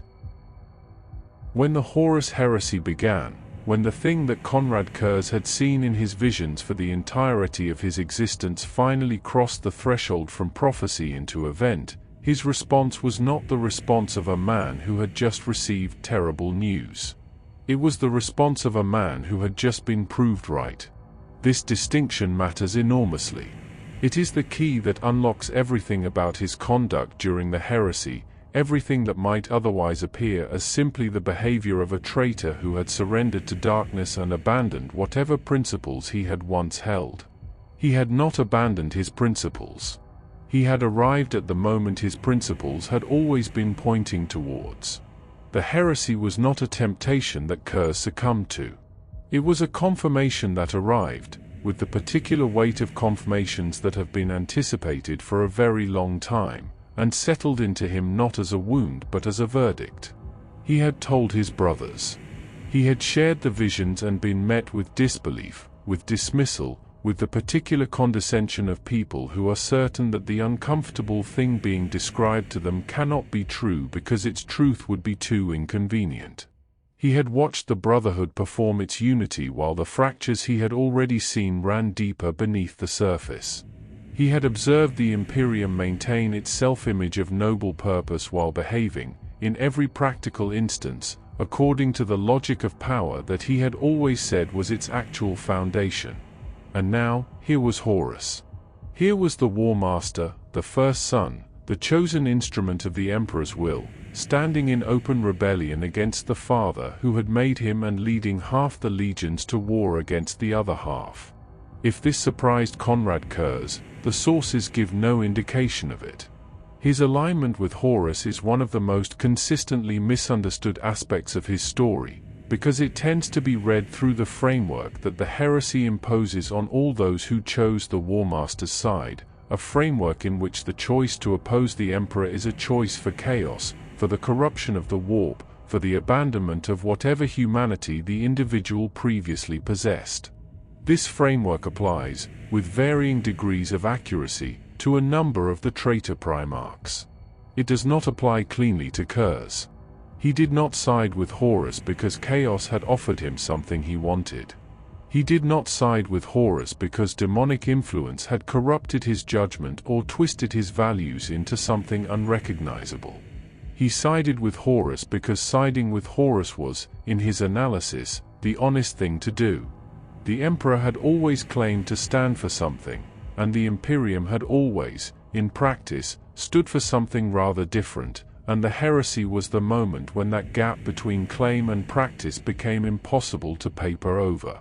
Horus, whatever else he was at least being honest about the exercise of power. He was not pretending. He was not maintaining a performance of noble purpose over a foundation of force and fear. He was the force and the fear, openly, without the decoration. In a man who had spent his entire existence committed to the principle that honesty about what power actually is represents a higher form of integrity than comfortable fiction about what it pretends to be, this had a particular resonance. He brought the Night Lords into the heresy as what they had always been, instruments of terror applied at the largest possible scale, but with the last constraints removed. The managed tension between philosophy and practice, between the doctrine of purposeful deterrence and the instincts of the men who served under him, had been under pressure for years. The heresy dissolved it entirely. There was no longer an imperial command structure to answer to, no longer a framework of great crusade objectives within which the Night Lords' methods had to be at least nominally justifiable. There was only the war, and in the war the Night Lords became fully what they had always been becoming. The Thramers' Crusade represents one of the most significant and least celebrated campaigns of the heresy, significant in strategic terms because of what it was designed to accomplish, and least celebrated because its full scope and duration have not always received the attention they deserve in the broader histories of the conflict. The Dark Angels, under Lionel Johnson, stood as one of the major loyalist forces that Horus needed to neutralize or at minimum occupy to prevent their intervention at critical junctures of the wider war. The Night Lords were assigned this task, and the Thramers' Crusade was the result. A grinding extended campaign fought across a subsector of space that lasted for years and consumed enormous resources on both sides. Curze fought the Lion to a strategic standstill. This is worth stating plainly, because Lionel Johnson is not a Primarch against whom strategic standstills are easily achieved. He was one of the most capable military minds among all the Primarchs. A strategist of extraordinary sophistication who commanded a legion of considerable power and discipline. The Night Lords, outnumbered and operating in a theater that did not inherently favor their methods, occupied him for the duration of the heresy's critical phase. They did not defeat the Dark Angels. But they prevented the Dark Angels from being anywhere else, and in a war where the disposition of forces at specific moments determined outcomes, preventing a Primarch and his legion from being somewhere else was a significant strategic contribution. The methods employed during Thramers bore all the marks of the Night Lords at their most extreme. The psychological warfare that had always been their primary instrument was deployed without the restraint that Crusade-era operations had at least nominally required. Civilian populations in the contested subsector were subjected to the full weight of Night Lord's terror doctrine, not as a tool of deterrence in the manner Curze had theorized, but as an end in itself, as a mechanism for generating the chaos and despair that disrupted the Loyalist supply chains and communication networks and made the operational environment as hostile as possible for the Dark Angels. The distinction between the combatant and the non-combatant, which had always been thin in Night Lord's doctrine, became in Thramas essentially meaningless. Curze's personal conduct in this campaign has been described in terms that even sympathetic accounts of him find difficult to contextualize charitably. He was not simply a commander directing operations from a strategic remove. He was present personally, in the worst of what happened. He moved through the campaign with a directness and a specificity of involvement that made his personal responsibility for the most extreme acts not a question of command accountability but of direct participation. The Night Haunter was not metaphorical in Thramas.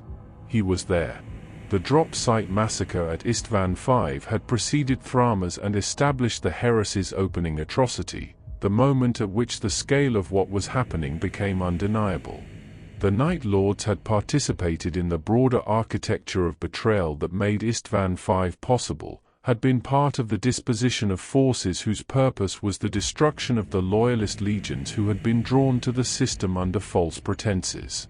The massacre confirmed, if confirmation were needed, that the war being fought was not a war in which the ordinary conventions of even brutal military conflict applied. It was a war of annihilation conducted between beings who had once called each other brothers, and the Night Lords were fully committed to it. What is important to understand about Curze in this context, and what the framework of corruption and betrayal obscures, is that he was not a different person during the heresy than he had been before it. He had not been changed by the experience of choosing Horus's side. He had not been corrupted into something that his pre-heresy self would have found unrecognizable. He was, in a very real sense, more himself than he had ever been permitted to be, finally operating in an environment that had stopped requiring him to be anything other than what he was. He had chosen fate. Not in the sense of surrendering to it, not in the sense of a man who has given up and decided to let events carry him where they will. In the sense of a man who has looked at what is coming, recognized it from the inside of a vision he has carried his entire life, and decided that if it is coming regardless, he will at least meet it standing upright, wearing his own face, making no apologies for what he is. The heresy was his vindication. Cold, terrible, catastrophically costly vindication, the kind that destroys everything in the process of proving its point. But vindication nonetheless. The Hunter of Primarchs. There is a particular category of fear that is reserved for things that should not be able to reach you. The fear of the hand that finds you in the locked room. The fear of the voice that knows your name in the place where no one knows who you are. Ordinary fear has an object and a direction. You know what you are afraid of and you know roughly where it is, and the knowledge, however uncomfortable, at least gives you something to orient around. But the fear of something that should not be able to reach you and reaches you anyway is different in kind. It has no stable object.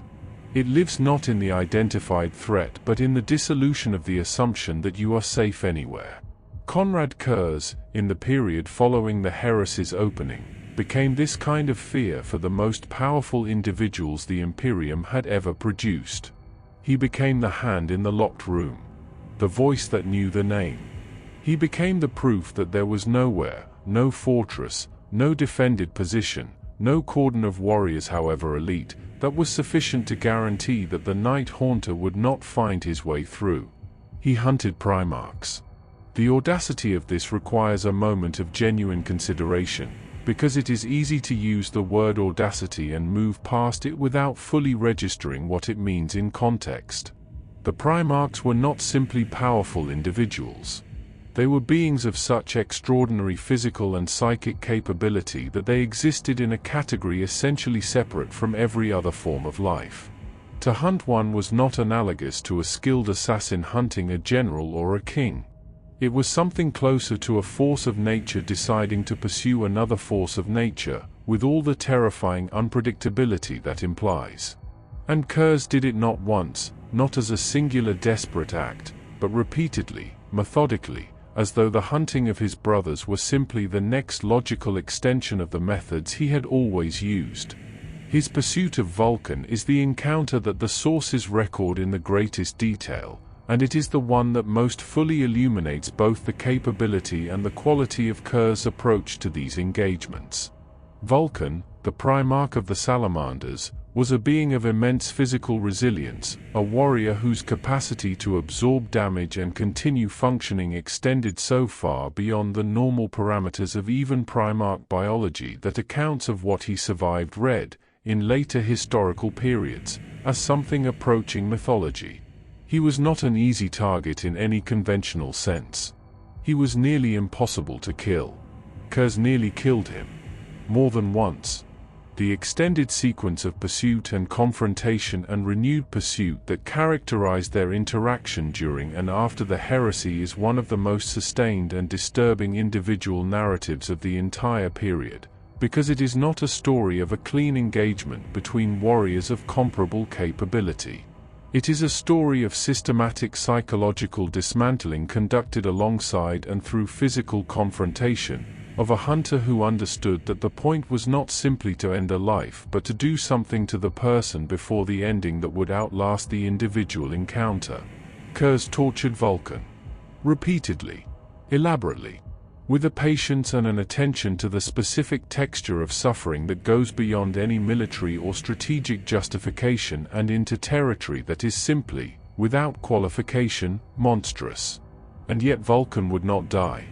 His resilience defeated even Curze's extraordinary capacity to inflict damage, and the inability to complete what he had begun became itself a kind of statement, an accidental demonstration of the limits of even the Night Haunter's capability in the face of something that simply refused, at a biological level, to conclude. The pursuit of Vulcan became something more like an obsession than a campaign, the one encounter that matched the relentlessness of Curze's nature against something equally relentless, and found, in that specific match, a stalemate. His duel with Rogel Dorn carried a different quality entirely. Where the pursuit of Vulcan was extended and obsessive, the confrontation with Dorn was concentrated and in some ways more personally charged, shaped by the history between them, by the years of accumulated friction and philosophical incompatibility and the specific resentment that develops between two certain men who have spent a long time being certain of opposite things. Dorn was everything Curze was not, or rather everything that Curze had rejected. Forthright where Curze was oblique. Committed to the surface values of the Imperium that Curze had always said were a fiction.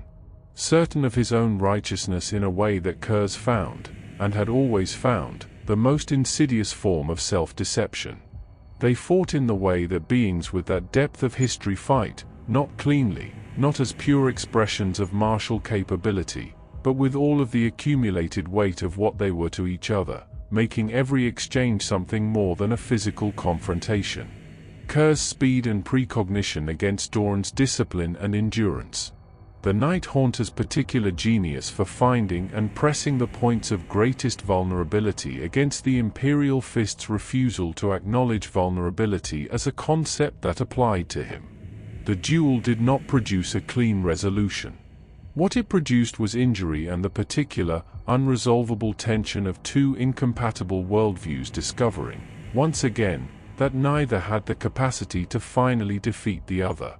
Against Robute Guilliman and the Lion and Sanguinius, Curze's approach was less direct and more characteristic, relying less on physical confrontation and more on the application of the psychological capabilities that had always been his most refined instrument. He did not simply fight these brothers. He outmaneuvered them, in the specific sense of ensuring that the terms of any engagement were already set in his favor before the engagement began. He understood that against opponents of their capability, the direct approach was not always the optimal one. That a Primarch who could be made uncertain, who could be kept off balance through the manipulation of information and environment, and the constant management of what they did and did not know about where he was, and what he intended, was a Primarch whose full capability was not available to them in any given moment. He became, for each of them, a problem that could not be solved through the application of force, because he was never quite where the force was aimed. He was the rumor of himself more often than he was the physical presence, and the rumor was in many ways more effective than the presence, because it required no expenditure of effort on his part, while demanding constant expenditure of attention and resource on theirs. Macragge is where this approach found its most extraordinary expression. Macragge, the homeworld of Roboute Guilliman and the spiritual center of the Ultramarines, one of the most heavily defended and carefully secured locations in Loyalist space. Curze hid there. Not briefly, not in transit, but for years.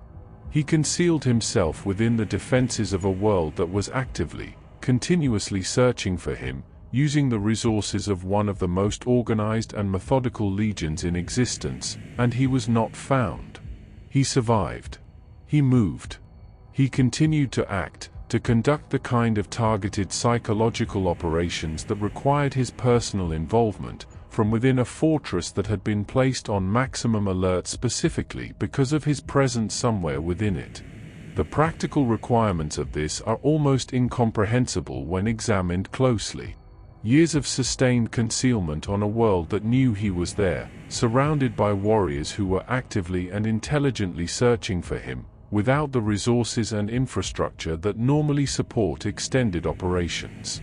It required the full application of everything he was, every capability, every instinct, every piece of knowledge about how spaces work and how searches are conducted, and how attention can be directed away from where you actually are. It required an absolute command of the darkness that Macragge could provide, which was less than the darkness of Nostramo had been, but apparently sufficient. The effect on the Ultramarines, on Guilliman, on everyone who lived and worked on Macragge during those years, was precisely what Curze had always known terror could produce when applied with sufficient patience. Not simply fear of him, though that was present and pervasive. Something more debilitating. The impossibility of certainty. The inability to be confident, at any moment, in any location, that the thing they were afraid of was not there. The locked room with no guarantee of what it contained. The awareness that a world's worth of fortification and a legion's worth of diligence had been insufficient to produce the one thing that makes genuine rest possible, the knowledge that you are safe. He was a nightmare to legends. To beings who had themselves become, in the imagination of ordinary people, the figures that nightmares deferred to, the ultimate expressions of human martial capability and purpose, he was the thing that gave them pause. The thing that made them check the shadows. The thing that reminded them, in the most direct and personal way possible, that there is always something better adapted to the dark than whatever light you have managed to maintain. Sanguinius, whose prophetic gifts gave him a particular sensitivity to the quality of what Curze represented, is said to have described his presence as the feeling of standing at the edge of something with no bottom, of looking down into a darkness so complete that the eye finds nothing to hold on to. Whether he said this exactly, in these words, the sources do not guarantee. But the description, wherever it originated, is accurate to what Curze had become in this period. He was the hunter who could not be kept out. The darkness that the best locks in the Imperium could not hold at bay. The proof, delivered personally and repeatedly to the most capable individuals the human species had ever produced, that there was no position so secure, no fortress so well made, no warrior so accomplished, that the Night Haunter could not reach them if he decided to. He had been telling the galaxy this since Nostramo. The galaxy, in this period, was finally, comprehensively, understanding what he meant. Madness, isolation, and decline. There is a kind of exhaustion that does not come from effort. It does not accumulate through overwork or through the sustained expenditure of physical or mental resource in the way that ordinary fatigue does. It comes instead from the opposite direction, from the weight of having been right for too long, from the particular weariness of a mind that has been carrying a truth that the world refused to acknowledge for so many years that the eventual acknowledgement brings no relief. The truth has been too heavy for too long. The vindication, when it arrives, does not lighten the load. It simply confirms that the load was real, that it was always going to be this heavy, and that there is no version of events in which it was not going to end up here. Konrad Curze, in the years following the heresy's most active phase, was a man being consumed by exactly this kind of exhaustion. Not breaking down in the conventional sense, not losing the capabilities that had always made him extraordinary, but burning, slowly and by what felt increasingly like design, from the inside. The fire that had always animated him had never been hope. It had been something colder and more sustaining than hope, the cold fuel of certainty, of the knowledge that he understood what others refused to understand and that the shape of events would eventually prove him correct. That fuel had sustained him through everything. Through Nostramo and the Pyramid of Corpses, and the renamed Legion and the destroyed homeworld, and the heresy and the hunting of his brothers. It had been sufficient for all of that. But certainty, when it has finally been vindicated, when the proof has arrived in the form of a galaxy tearing itself apart in exactly the manner predicted, does not automatically refuel itself. The vindication consumed the certainty, rather than renewing it. And without the certainty, what remained was the darkness without the purpose, the capacity for inflicting terror without the framework that had always, however tenuously, distinguished it from simple cruelty. The Legion fractured. This was not a sudden event but a process, gradual and then accelerating, like a structure that has been under stress for too long finally beginning to distribute its failures across multiple points simultaneously. The Night Lords had never been a legion in the truest sense of the word, a unified force bound by genuine loyalty and shared purpose. They had been a force bound by fear and by the presence of a Primarch who was, himself, the living embodiment of the principle that fear was sufficient to hold things together. When that Primarch became less present, less consistent, less available as the focal point around which the Legion's identity organized itself, the thing that had always been latent in the Night Lords began to express itself fully. They became warbands. Not through any formal dissolution or official dispersal, but through the natural tendency of men who had never been held together by anything other than fear to drift apart when the fear became ambient rather than directed, when the source of consequence became harder to locate and harder to predict. The warbands that emerged from the fracturing Night Lords were not, in the main, ideologically coherent units with distinctive purposes and clearly articulated goals. They were collections of men with similar instincts and compatible appetites, organized around whoever among them was most capable of inspiring the right combination of utility and dread in the others. They were, in other words, Nostraman criminal hierarchies with access to power armor and void-capable warships. The thing that Curze had imposed order upon at the very beginning of his story had reasserted itself at the end of it, this time wearing the colors of the 8th Legion. He did not love them. This is stated in the sources with a directness that is unusual for accounts of the relationship between Primarchs and their legions, where even the most difficult relationships tend to be described in terms that preserve some degree of the expected paternal bond.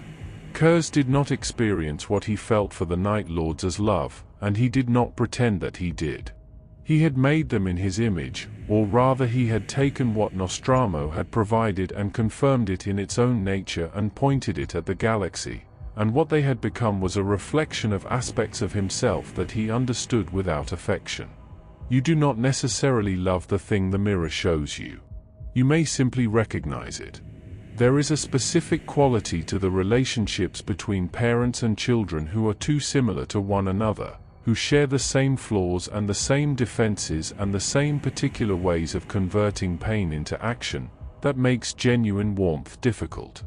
The similarity that should be the basis for understanding instead becomes the basis for a kind of cold recognition that has nothing tender in it. Curze looked at his legion and saw himself, in the aspects of himself that he had never found a way to regard with anything warmer than clear-eyed acknowledgement. He saw the predation and the cruelty and the appetite for darkness that had no philosophical framework left to contain it.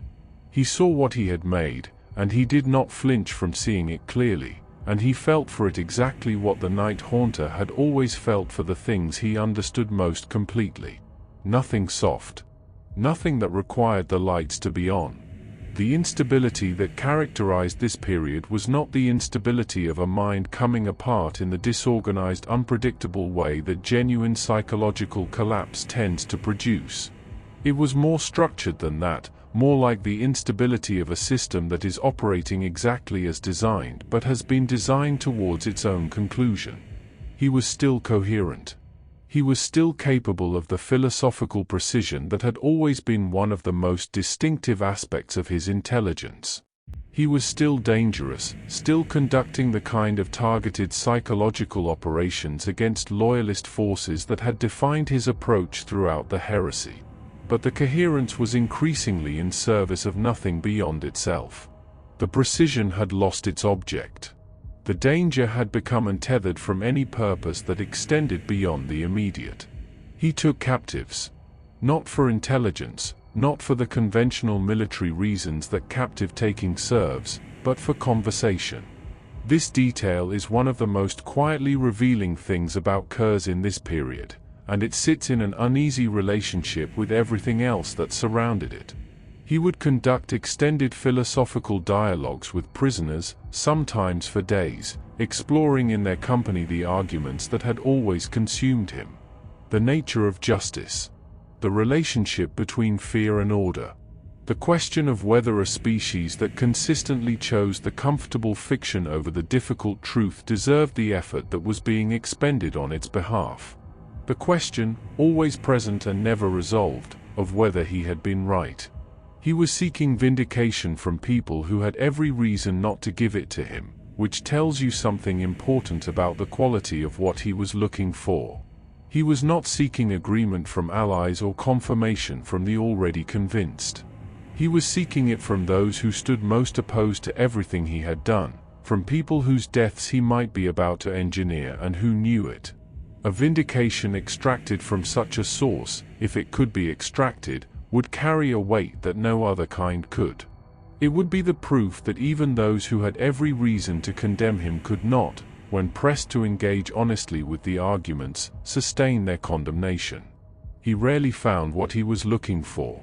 The captives who engaged with him on his own terms were engaging under conditions that made genuine intellectual freedom impossible, and whatever acknowledgments they offered were contaminated by that impossibility. The captives who refused to engage simply confirmed what he had always said about the human preference for comfortable positions over honest ones. Neither response gave him what he needed. The dialogues continued anyway, because the dialogues were not really about the captives. They were about him. They were the last form of engagement with the questions that had defined his existence that was still available to him, and they were increasingly the primary way in which he maintained the connection to his own intelligence and purpose that the fracturing of everything around him had otherwise severed. He was not seeking victory. This is the most important thing to understand about Curze in his decline, and it is the thing that most clearly distinguishes his trajectory from the trajectories of the other traitor primarchs, most of whom were still, in whatever corrupted or transformed form, oriented towards some version of winning. Curze had never believed in winning, not in the sense of a final outcome in which his side prevailed and the galaxy was ordered according to his philosophy. The visions had never shown him that. They had shown him his death, and the death of much that surrounded him, and the continuation of a galaxy that would carry the marks of what had happened without being fundamentally transformed by them. He was seeking the honest conclusion of a story he had known the ending of from the beginning. He was burning out, as he had perhaps always intended to burn out, not through failure but through the completion of a purpose that had never included his own survival as a necessary component. The cold fuel of certainty was almost spent. The darkness that had always been his natural medium was becoming, in a new and final way, the destination rather than the environment. The Night Haunter in his decline was not a diminished figure in the way that decline usually implies diminishment. He was still what he had always been. But the context that had given what he was its particular meaning, the project and the brotherhood, and the war and the philosophy that had organized his nature into something with direction and purpose, had dissolved or been destroyed, or proved to have been always insufficient. What remained was the dark, and the things that lived in it, and the sound of a mind that had always known that this was where it was going, settling, finally, into the quiet at the end of all its noise. He was burning out. By design, by fate, by the accumulated weight of a life lived entirely in the conviction that the ending had already been written. The only question that remained was the final shape of it. Acceptance of death. Every life arrives at its ending. This is the one truth that applies without exception to every living thing that has ever existed within the boundaries of the observable universe, the one statement that requires no qualification and admits no counter-argument. Everything ends. The only variables are the when, and the how, and the question of what if anything, the ending means in relation to everything that preceded it. For most lives, the ending simply happens, without commentary and without the possibility of commentary, a conclusion that arrives on its own terms and that the person it arrives for has little or no capacity to shape. Konrad Curze had known his ending for almost his entire existence. He had seen it in the visions that had come to him since childhood, had carried the image of it through everything, through the pit and the pyramid, and the legion and the heresy, and the long decline that followed, a fixed point on his personal horizon that had always been there, regardless of which direction he was moving, or how fast. He had never been able to outrun it. He had never, so far as the sources indicate, seriously tried. The knowledge of his death was not a burden he had sought to put down. It was, in the most fundamental sense, part of the structure of who he was. A being who had always known where he was going, carrying that knowledge as the constant companion of every other thought and every other act. The assassin's name was Mshen. She came from the Kaleidos Temple, one of the most sophisticated and lethally capable of the Officio Assassinorum's operative branches, trained in the arts of infiltration and disguise and the specific, targeted elimination of individuals whose deaths had been determined by the highest authorities of the Imperium to be necessary and in whose continued existence the Imperium saw only continued harm. She was sent for Curze with the full weight of Imperial sanction behind her, the formal verdict of an institution that had spent years attempting to contain or neutralize him through more conventional means and had arrived at the conclusion that containment was no longer a realistic objective. She reached him. This is the fact around which everything else in the account of his death organizes itself, and it is a fact that requires careful consideration before it can be properly understood, because it is not a straightforward fact. Reaching Konrad Curze was not something that should have been possible without his cooperation. He had spent years hidden on Makrag, concealed within the defenses of a world that was actively searching for him, moving through environments specifically designed to locate and eliminate threats, and he had not been found. He had operated in proximity to some of the most capable warriors and most sophisticated security arrangements in the Imperium throughout the heresy and its aftermath, and he had survived when beings of comparable power had not. His awareness of his environment, his precognitive sense of threat, his ability to read the intentions of those around him before those intentions had been fully formed, had kept him alive through circumstances that should have killed him many times over. Mshen reached him because he allowed her to reach him. Not in the passive sense of a man who has simply given up and stopped applying the capabilities that had always sustained him.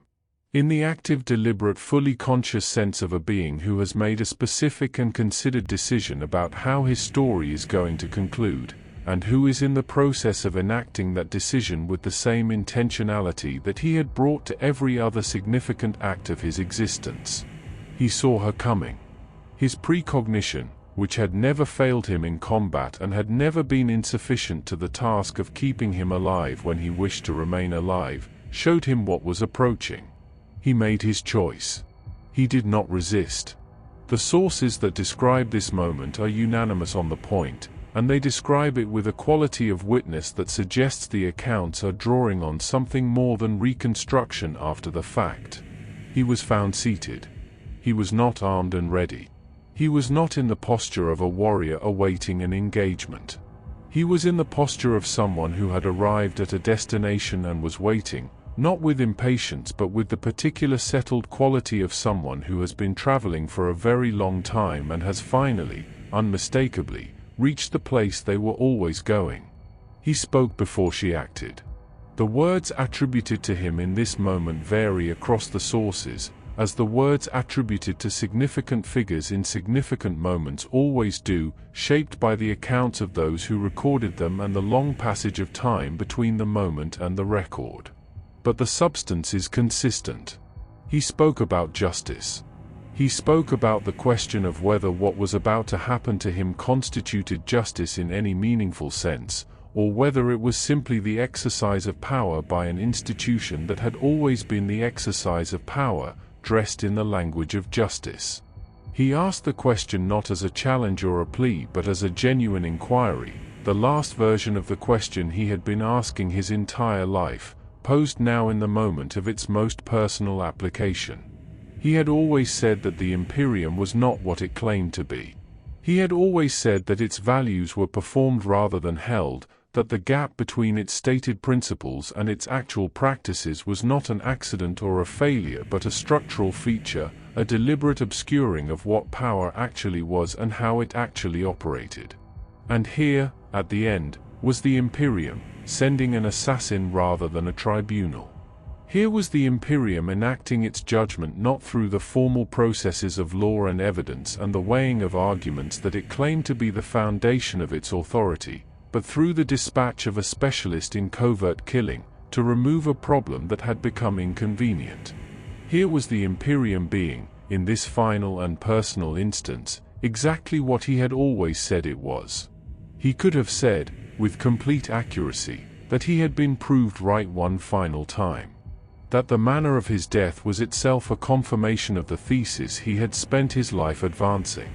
That an institution which executed through assassination rather than justice had forfeited the standing to call what it was doing justice, and that the absence of that standing was precisely the point he had always been making. He appears to have found this not triumphant but simply true, the cold confirmation of a cold certainty. Not the warmth of vindication but the bleak satisfaction of a man who has never been wrong about the things that mattered, arriving at the last proof of that record. There is a further dimension to his acceptance that the purely philosophical reading does not fully capture, and it is perhaps the most human thing about the entire account. He was tired. Not physically, not in the way that can be addressed by rest or recovery. Tired in the way that a mind becomes tired when it has been carrying a particular weight for an entire lifetime and the weight has never been set down, and there has never been a morning when the weight was not immediately present and the day ahead was not organized around the fact of its presence. He had known since childhood that he was going to die like this. He had carried that knowledge through everything. He had lived his entire life in the shadow of this specific ending, and the shadow had never lifted, and he had never found a way to exist fully outside it. To reach the ending was, in some sense, to finally put the shadow down. To arrive at the moment that had always been coming and discover that arrival was simpler than the anticipation. That the thing feared, when it finally resolves from future into present, tends to be less terrible than its long residence in the imagination suggested. Not because it is not terrible. Because the terrible thing that has finally happened is at least finished, and finished is a kind of peace that anticipated is not. He did not ask for mercy. He did not attempt to bargain or to argue for continuance on the grounds that he still had things to contribute, or that the Imperium would suffer for his absence, or that justice had not been properly served. These are the arguments of a man who wants to continue, and Curze did not want to continue, not in the way that wanting to continue requires. He had concluded his arguments. He had lived the life that the visions had shown him, walked the path that had always been the only path available to him, done the things he had always been going to do. The story was complete. What remained was only the ending, and the ending had been visible from the beginning, and there was nothing in the ending to resist. M'Shen killed him. And he let her. This is, depending on how you hold it, either the most tragic thing about Konrad Curze or the most clarifying. A being of his extraordinary capability, who had survived everything the galaxy had sent against him, who had hunted Primarchs and hidden on fortified worlds and conducted operations of extraordinary complexity in environments designed specifically to prevent him from doing so, reduced at the end to a man sitting quietly in the dark, waiting for the conclusion that he had always known was coming and had decided, finally, to stop delaying. He had made his point. He had lived the argument and died the argument, and the argument was, in its own cold and terrible way, complete. He had been honest in the end, about everything. About what he was and what the Imperium was and what the galaxy was and what all of it was worth. He had never pretended. He had never performed a version of himself that was easier for others to accommodate. He had been, with absolute consistency from the pit of the dam to the silent room where M'Shen found him, exactly what he said he was. And at the end, he demonstrated the last and perhaps the most significant truth of his entire philosophy. That fear, applied long enough and deeply enough, becomes acceptance. That the thing you have always known was coming becomes, when it finally arrives, not an enemy to be fought but a fact to be received. That the Night Haunter, who had made an entire world afraid and then an entire legion afraid and then, for a time, an entire galaxy afraid, had never been unafraid himself. He had simply always known that his fear, like everything else about him, was not something to be hidden. The darkness took him, as it had always promised it would. And Konrad Curze, Primarch of the Night Lords, the Night Haunter, the Dark King, the Last Judge, was finally, after a lifetime of knowing exactly what was coming, done. Death of the Night Haunter. There are endings that surprise. Endings that arrive from an unexpected direction, that contradict the shape of the story that preceded them, that leave those who witness them uncertain about how to incorporate what they have just seen into the understanding of everything that came before. These are the endings that require interpretation, that generate debate, that send people back through the record looking for the moments that should have indicated what was coming but did not. History is full of endings of this kind, and they tend to be the ones that occupy the most space in subsequent accounts, precisely because the work of understanding them is never fully complete. And then there are endings that were always the ending. Endings that, when they arrive, produce not surprise but recognition. The sense not of something unexpected happening but of something that was always going to happen finally happening, of the shape of a story completing itself with a fidelity to its own internal logic that makes the conclusion feel, in retrospect, inevitable.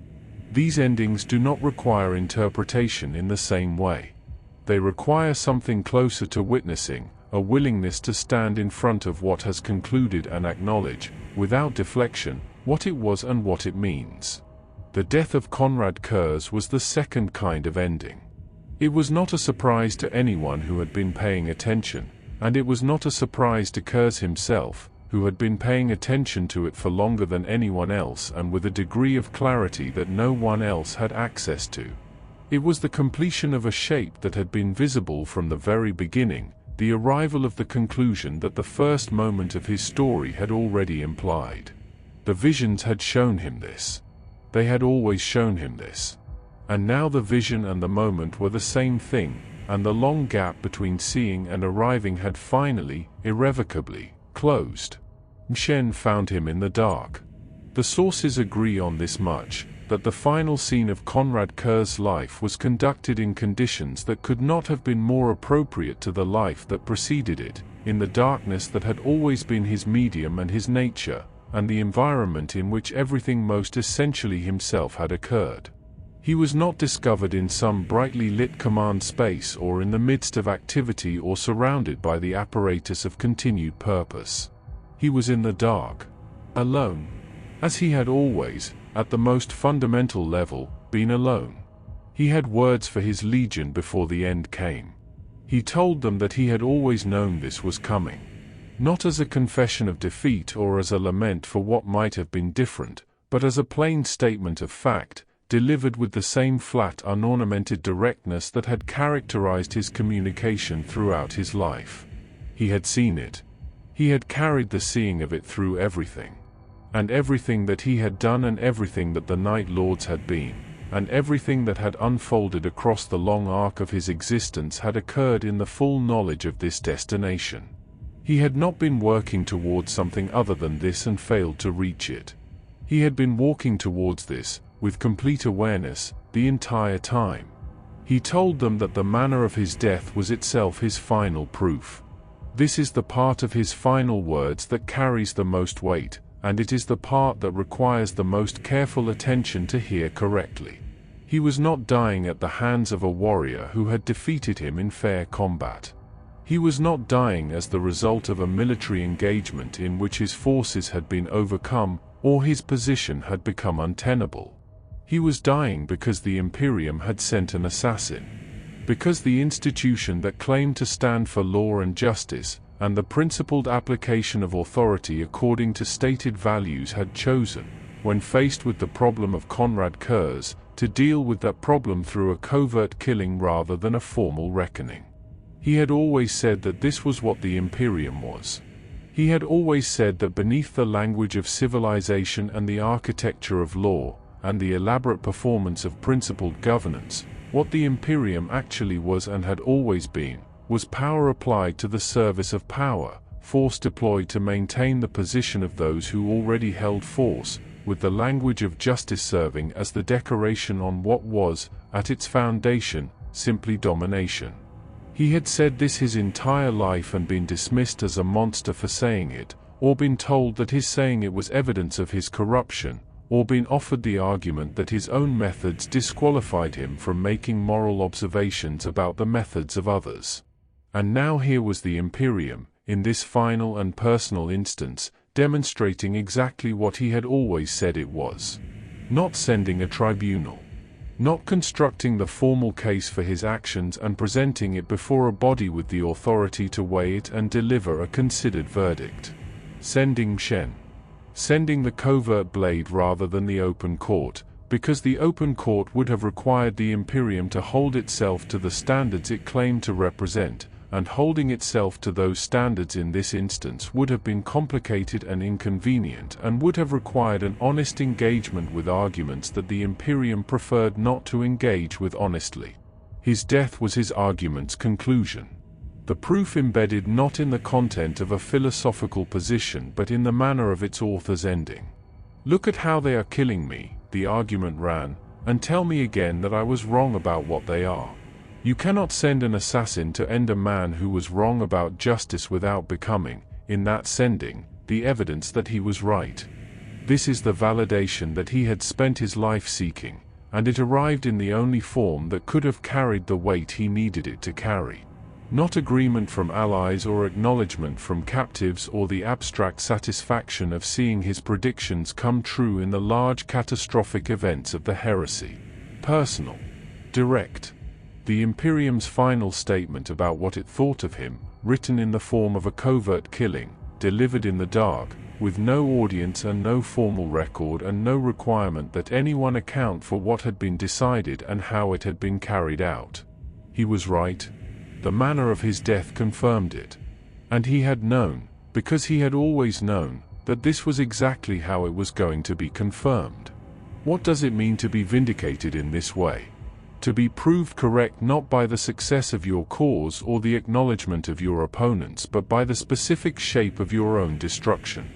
It is a kind of victory that contains nothing comfortable, nothing that anyone observing it from the outside would identify as winning. The man is still dead. The legion is still scattered. The cause, to whatever extent there was a cause, is still lost in every conventional measure of loss. The vindication does not undo any of this. It does not convert the suffering into anything that justifies it or the cruelty into anything that redeems it. But it does do something. It closes the argument on the terms that Curze had always said the argument would be closed on. It makes the shape of his life complete in a way that a different ending, a death in battle or a defeat by a brother or a slow fading in the long aftermath of the heresy, would not have made complete. The ending rhymes with the beginning. The being who emerged from the pit of the damned carrying the darkness with him, who built his philosophy from the specific texture of abandonment and predation and the honest acknowledgement of what power actually is, was ended by the covert action of an institution that maintained a public performance of principled authority while operating, in private, through exactly the mechanisms he had always identified as its true nature. The Night Haunter was gone. The dark that had always been his medium and his nature absorbed him, as it absorbs everything that enters it fully enough, without drama, without the kind of theatrical conclusion that a life of this scale and this intensity might have seemed to demand. He had not wanted drama at the end. He had wanted completion. He had wanted the shape of the story to close, and it had closed, and the closing had been exactly what he had always seen when he looked towards it. The visions were done. The long, exhausting, inescapable parade of images that had accompanied every moment of his existence since before he had words for what he was experiencing, that had shown him Horus and the heresy, and the deaths of brothers and the fracturing of the Imperium, and his own ending, all of it resolved, in the moment of its completion, into simply the present moment. For the first time in his existence, Konrad Curze experienced a present that was not haunted by the image of what was coming. Because nothing was coming. He had arrived. His prophecy was fulfilled. Not in the triumphant sense of a prophet who has been proved correct and lives to see the world acknowledge it, but in the quieter and more complete sense of a story that has told the truth about itself from its opening lines, arriving at a conclusion that the opening lines had already implied. He had been the Night Haunter. He had been the Dark King.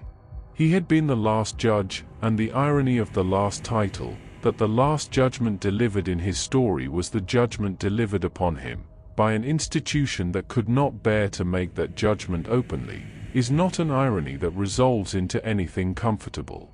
It resolves into the truth. The cold, dark, unornamented truth that Konrad Curze had always insisted on telling, about what the galaxy was and what power was, and what justice was and was not, and had perhaps never been. He told the truth until the end. And then the dark took him. And the Night Lords, scattered and fractured and carrying the darkness of their Primarch's nature without the philosophy that had given it direction, went on without him, into the long and lightless aftermath of everything he had made. He had always known they would. Legacy. The truth of fear. He is gone. The dark took him, as he always said it would, and what remained was the silence that follows the ending of something that had never been quiet. The Night Lords did not gather to mourn him. There was no formal ceremony of remembrance, no moment of collective acknowledgement that the figure who had defined everything about what they were, had departed, and that his departure meant something. The warbands that the Legion had become by the time of his death were not organized for mourning.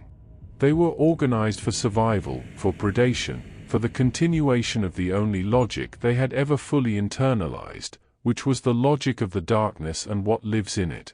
They went on without him, as everything goes on without the person who believed they were its center, because the galaxy does not pause for the endings of even the most extraordinary lives. But the absence of ceremony does not mean the absence of consequence. What Konrad Curze left behind is not a legacy in the conventional sense of that word, not a set of achievements to be catalogued and assessed and attributed to his influence in the way that the legacies of builders and statesmen are assessed. It is something more ambient than that, more difficult to locate and more difficult to dismiss. It is a presence in the shape of an absence, a weight that the galaxy continues to carry in the specific places where his influence was deepest, without always being able to name what it is carrying or where it came from. The Night Lords endured. This is perhaps the most significant single fact of his legacy, and it is a fact that contains within it the full complexity of what he was and what he made. They did not dissolve after his death. They did not find, in the absence of their Primarch, the dissolution that might have been expected of a force held together by so little beyond the shared nature of its members and the residual authority of the being who had shaped them. They continued, as warbands, fragmented and without central coordination, carrying the doctrine of fear into the long darkness of the post-heresy millennia, not as a coherent philosophical program, but as an instinct, a way of being, something so deeply embedded in the culture and the practice of the Night Lords that it survived the death of the mind that had given it its original articulation. They are not Chaos Warriors in the full sense that many of the other traitor legions became Chaos Warriors. They do not venerate the dark gods with the committed devotion of the Word-bearers or the World Eaters, do not seek the specific gifts and the specific corruption that dedicated service to the powers of the warp provides. This is one of the most distinctive things about the Night Lords in the long aftermath of the heresy, and it is a direct inheritance from their Primarch. Curze had not fallen to chaos. He had not aligned himself with Horus out of demonic corruption, or the hunger for supernatural power. He had aligned himself with Horus because alignment with Horus was the honest thing to do, and his legion, in its fractured and nihilistic continuation, carries this quality forward. They serve themselves. They serve the darkness and the fear and the appetite that has always been the substrate of what the Night Lords were. But they do not serve the dark gods, and the dark gods do not own them, and this independence, this refusal to be defined by the categories that the post-heresy galaxy imposes on those who stood against the Emperor, is itself a form of fidelity to the Primarch who made them. The nihilism is his most direct philosophical inheritance, and it is perhaps the most honest assessment of what his philosophy became when stripped of the man who had given it its framework.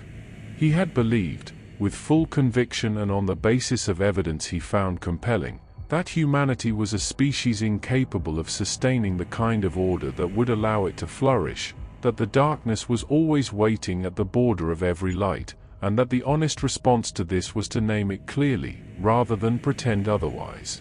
His Night Lords took this belief and removed from it the last remnants of purpose that it had carried in his hands. Where he had used it to build an argument about how order might be maintained in the face of entropy, they used it to justify the absence of any constructive purpose whatsoever.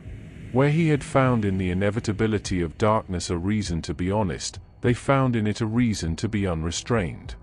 The difference is significant, and it illuminates something important about what Curze actually was, that his legion, for all its faithfulness to his nature, was not. He had been a philosopher. A genuinely, seriously, uncomfortably philosophical mind that had used its considerable intelligence to build a coherent account of the world and humanity's place in it, and the appropriate response to that account. The intelligence and the coherence are what made him more than simply a very powerful and very destructive being. They are what made him an argument. His legion, without him, is the argument with the intelligence and the coherence removed, the conclusion without the reasoning, the darkness without the philosophy that had given the darkness its particular and troubling meaning. The gene seed flaw is perhaps the most intimate and most disturbing aspect of his continuing presence in the galaxy.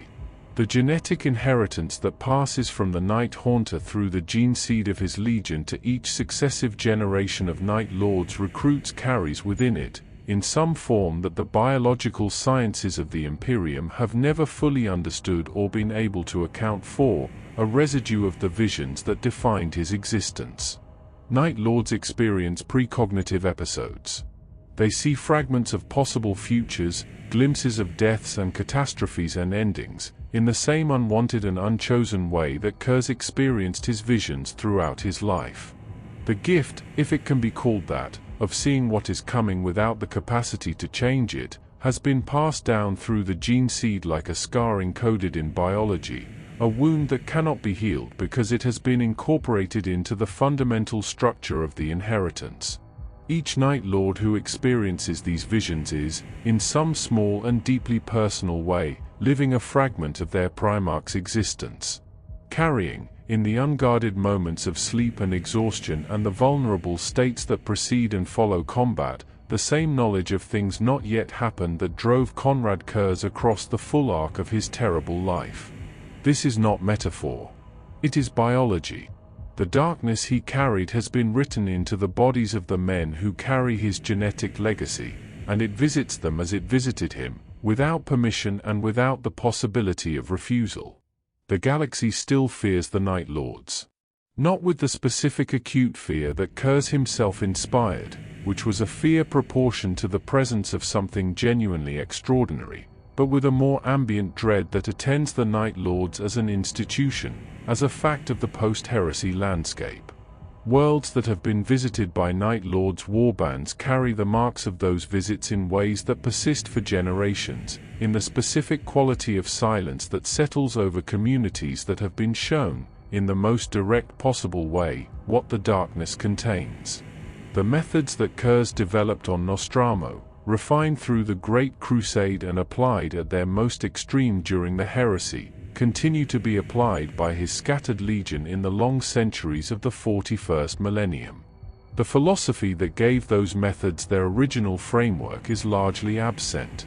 But the methods work without the philosophy, which is itself a confirmation of something Curze always believed. That fear operates at a level below reason, that it does not require understanding to be effective, that it is a force as fundamental and as indifferent to interpretation as gravity. He was right about that. He was right about other things too.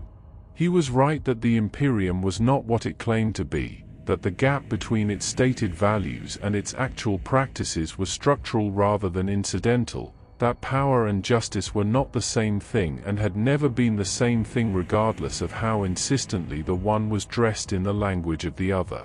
He was right that the Brotherhood was fractured beneath its surface, that the heresy was coming, that the Emperor's project contained within it the seeds of its own catastrophic failure. He was right about what fear could do and how it worked and why it was, in certain cold and specific senses, a more reliable foundation for order than any of the alternatives that more comfortable minds prefer to theorize about. And he was wrong. This must be said with the same plainness as what preceded it, because the ambiguity that sits at the heart of his story is not resolved by acknowledging only one side of it. He was wrong in his methods, in the specific and irreducible sense that the suffering he inflicted was not fully accounted for by the philosophical framework he applied to it, that the sadism was real and was not simply the deterrence doctrine expressing itself, that the cruelty went beyond what his argument required and into territory that the argument could not honestly justify. He was wrong in his fatalism, in the sense that a man who believes nothing can be changed will not apply himself to changing things, and that this becomes a self-fulfilling orientation. He was wrong in his abandonment of the possibility that something better was achievable, because the absence of that possibility in his visions did not make it absent in reality, only absent in his willingness to work towards it. Was he insane? The question follows him through every serious engagement with his story, and it does not resolve cleanly. His visions were real, in the sense that what they showed him came to pass. His philosophy was coherent, in the sense that its internal logic holds together under examination. His methods were effective, in the specific and limited sense that they produced the outcomes they were designed to produce. None of this is the profile of a mind that has lost contact with reality. And yet the totality of what he was and what he chose, and what he made of himself and his legion across the full arc of his existence does not sit comfortably within any account of a functional mind operating within the normal parameters of even Primarch psychology. There is something in it that exceeds the philosophical, that goes beyond what the argument required, that speaks to a relationship with darkness and suffering and death that was not simply intellectual. Perhaps the most honest answer is that the question itself is not quite the right question. Sanity and insanity are categories designed for minds that share a common frame of reference, a common set of assumptions about what reality is and what a life is for, and what the appropriate relationship is between a person and the suffering they encounter and cause. Konrad Curze did not share that frame of reference. He had never shared it. He had been formed in the pit of the damned, haunted by visions of catastrophe since before he had language, shaped by a world that had no comfort to offer and no framework within which gentleness was a viable orientation. He was not operating within the normal frame and then departing from it. He had never been within it. The categories do not apply cleanly to something that was never inside them to begin with. What remains, in the long aftermath of his existence, is the question he posed. Not the man, not the legion, not the specific history of the campaigns and the crimes and the philosophy articulated in the dark rooms where he held his dialogues with captives who had every reason to refuse him. The question, which is the same question it always was, asked now by the shape of everything he left behind. Was he right? Not about everything. Not about the methods or the cruelty or the abandonment of any hope for something better. But about the thing beneath all of it. About what fear is and what power is and what justice is and what the galaxy actually is beneath the language it uses to describe itself to itself. About the darkness that waits at the border of every light and the honesty of naming it rather than pretending it is not there. He said, somewhere in the accounts that have preserved fragments of his voice across the centuries, that death is nothing compared to vindication. That the ending of a life is a small thing set against the confirmation that the life was understood correctly, that the things it believed were true, that the darkness it inhabited was real and not a distortion of a world that was actually brighter than it appeared. He is dead. The Night Lords are scattered. The Imperium, he said, was not what it claimed to be, has continued, battered and diminished and carrying its own darkness deeper into the Millennium, not what it claimed to be and never becoming so. The visions that his gene seed carries forward into each new generation of his legion continue to show fragments of futures that cannot be changed, gifting each new Night Lord a small piece of the burden he carried his entire life. And the darkness persists. As it always has. As he always said it would. Whether that makes him a prophet or a monster or a madman or the only honest voice in a galaxy that has always preferred its comfortable fictions, is a question that the darkness does not answer. It simply continues, indifferent to interpretation, patient beyond any individual existence, waiting at the border of every light that anyone has ever managed to kindle in the long and lightless history of mankind. As it waited for him. As it waits for everything.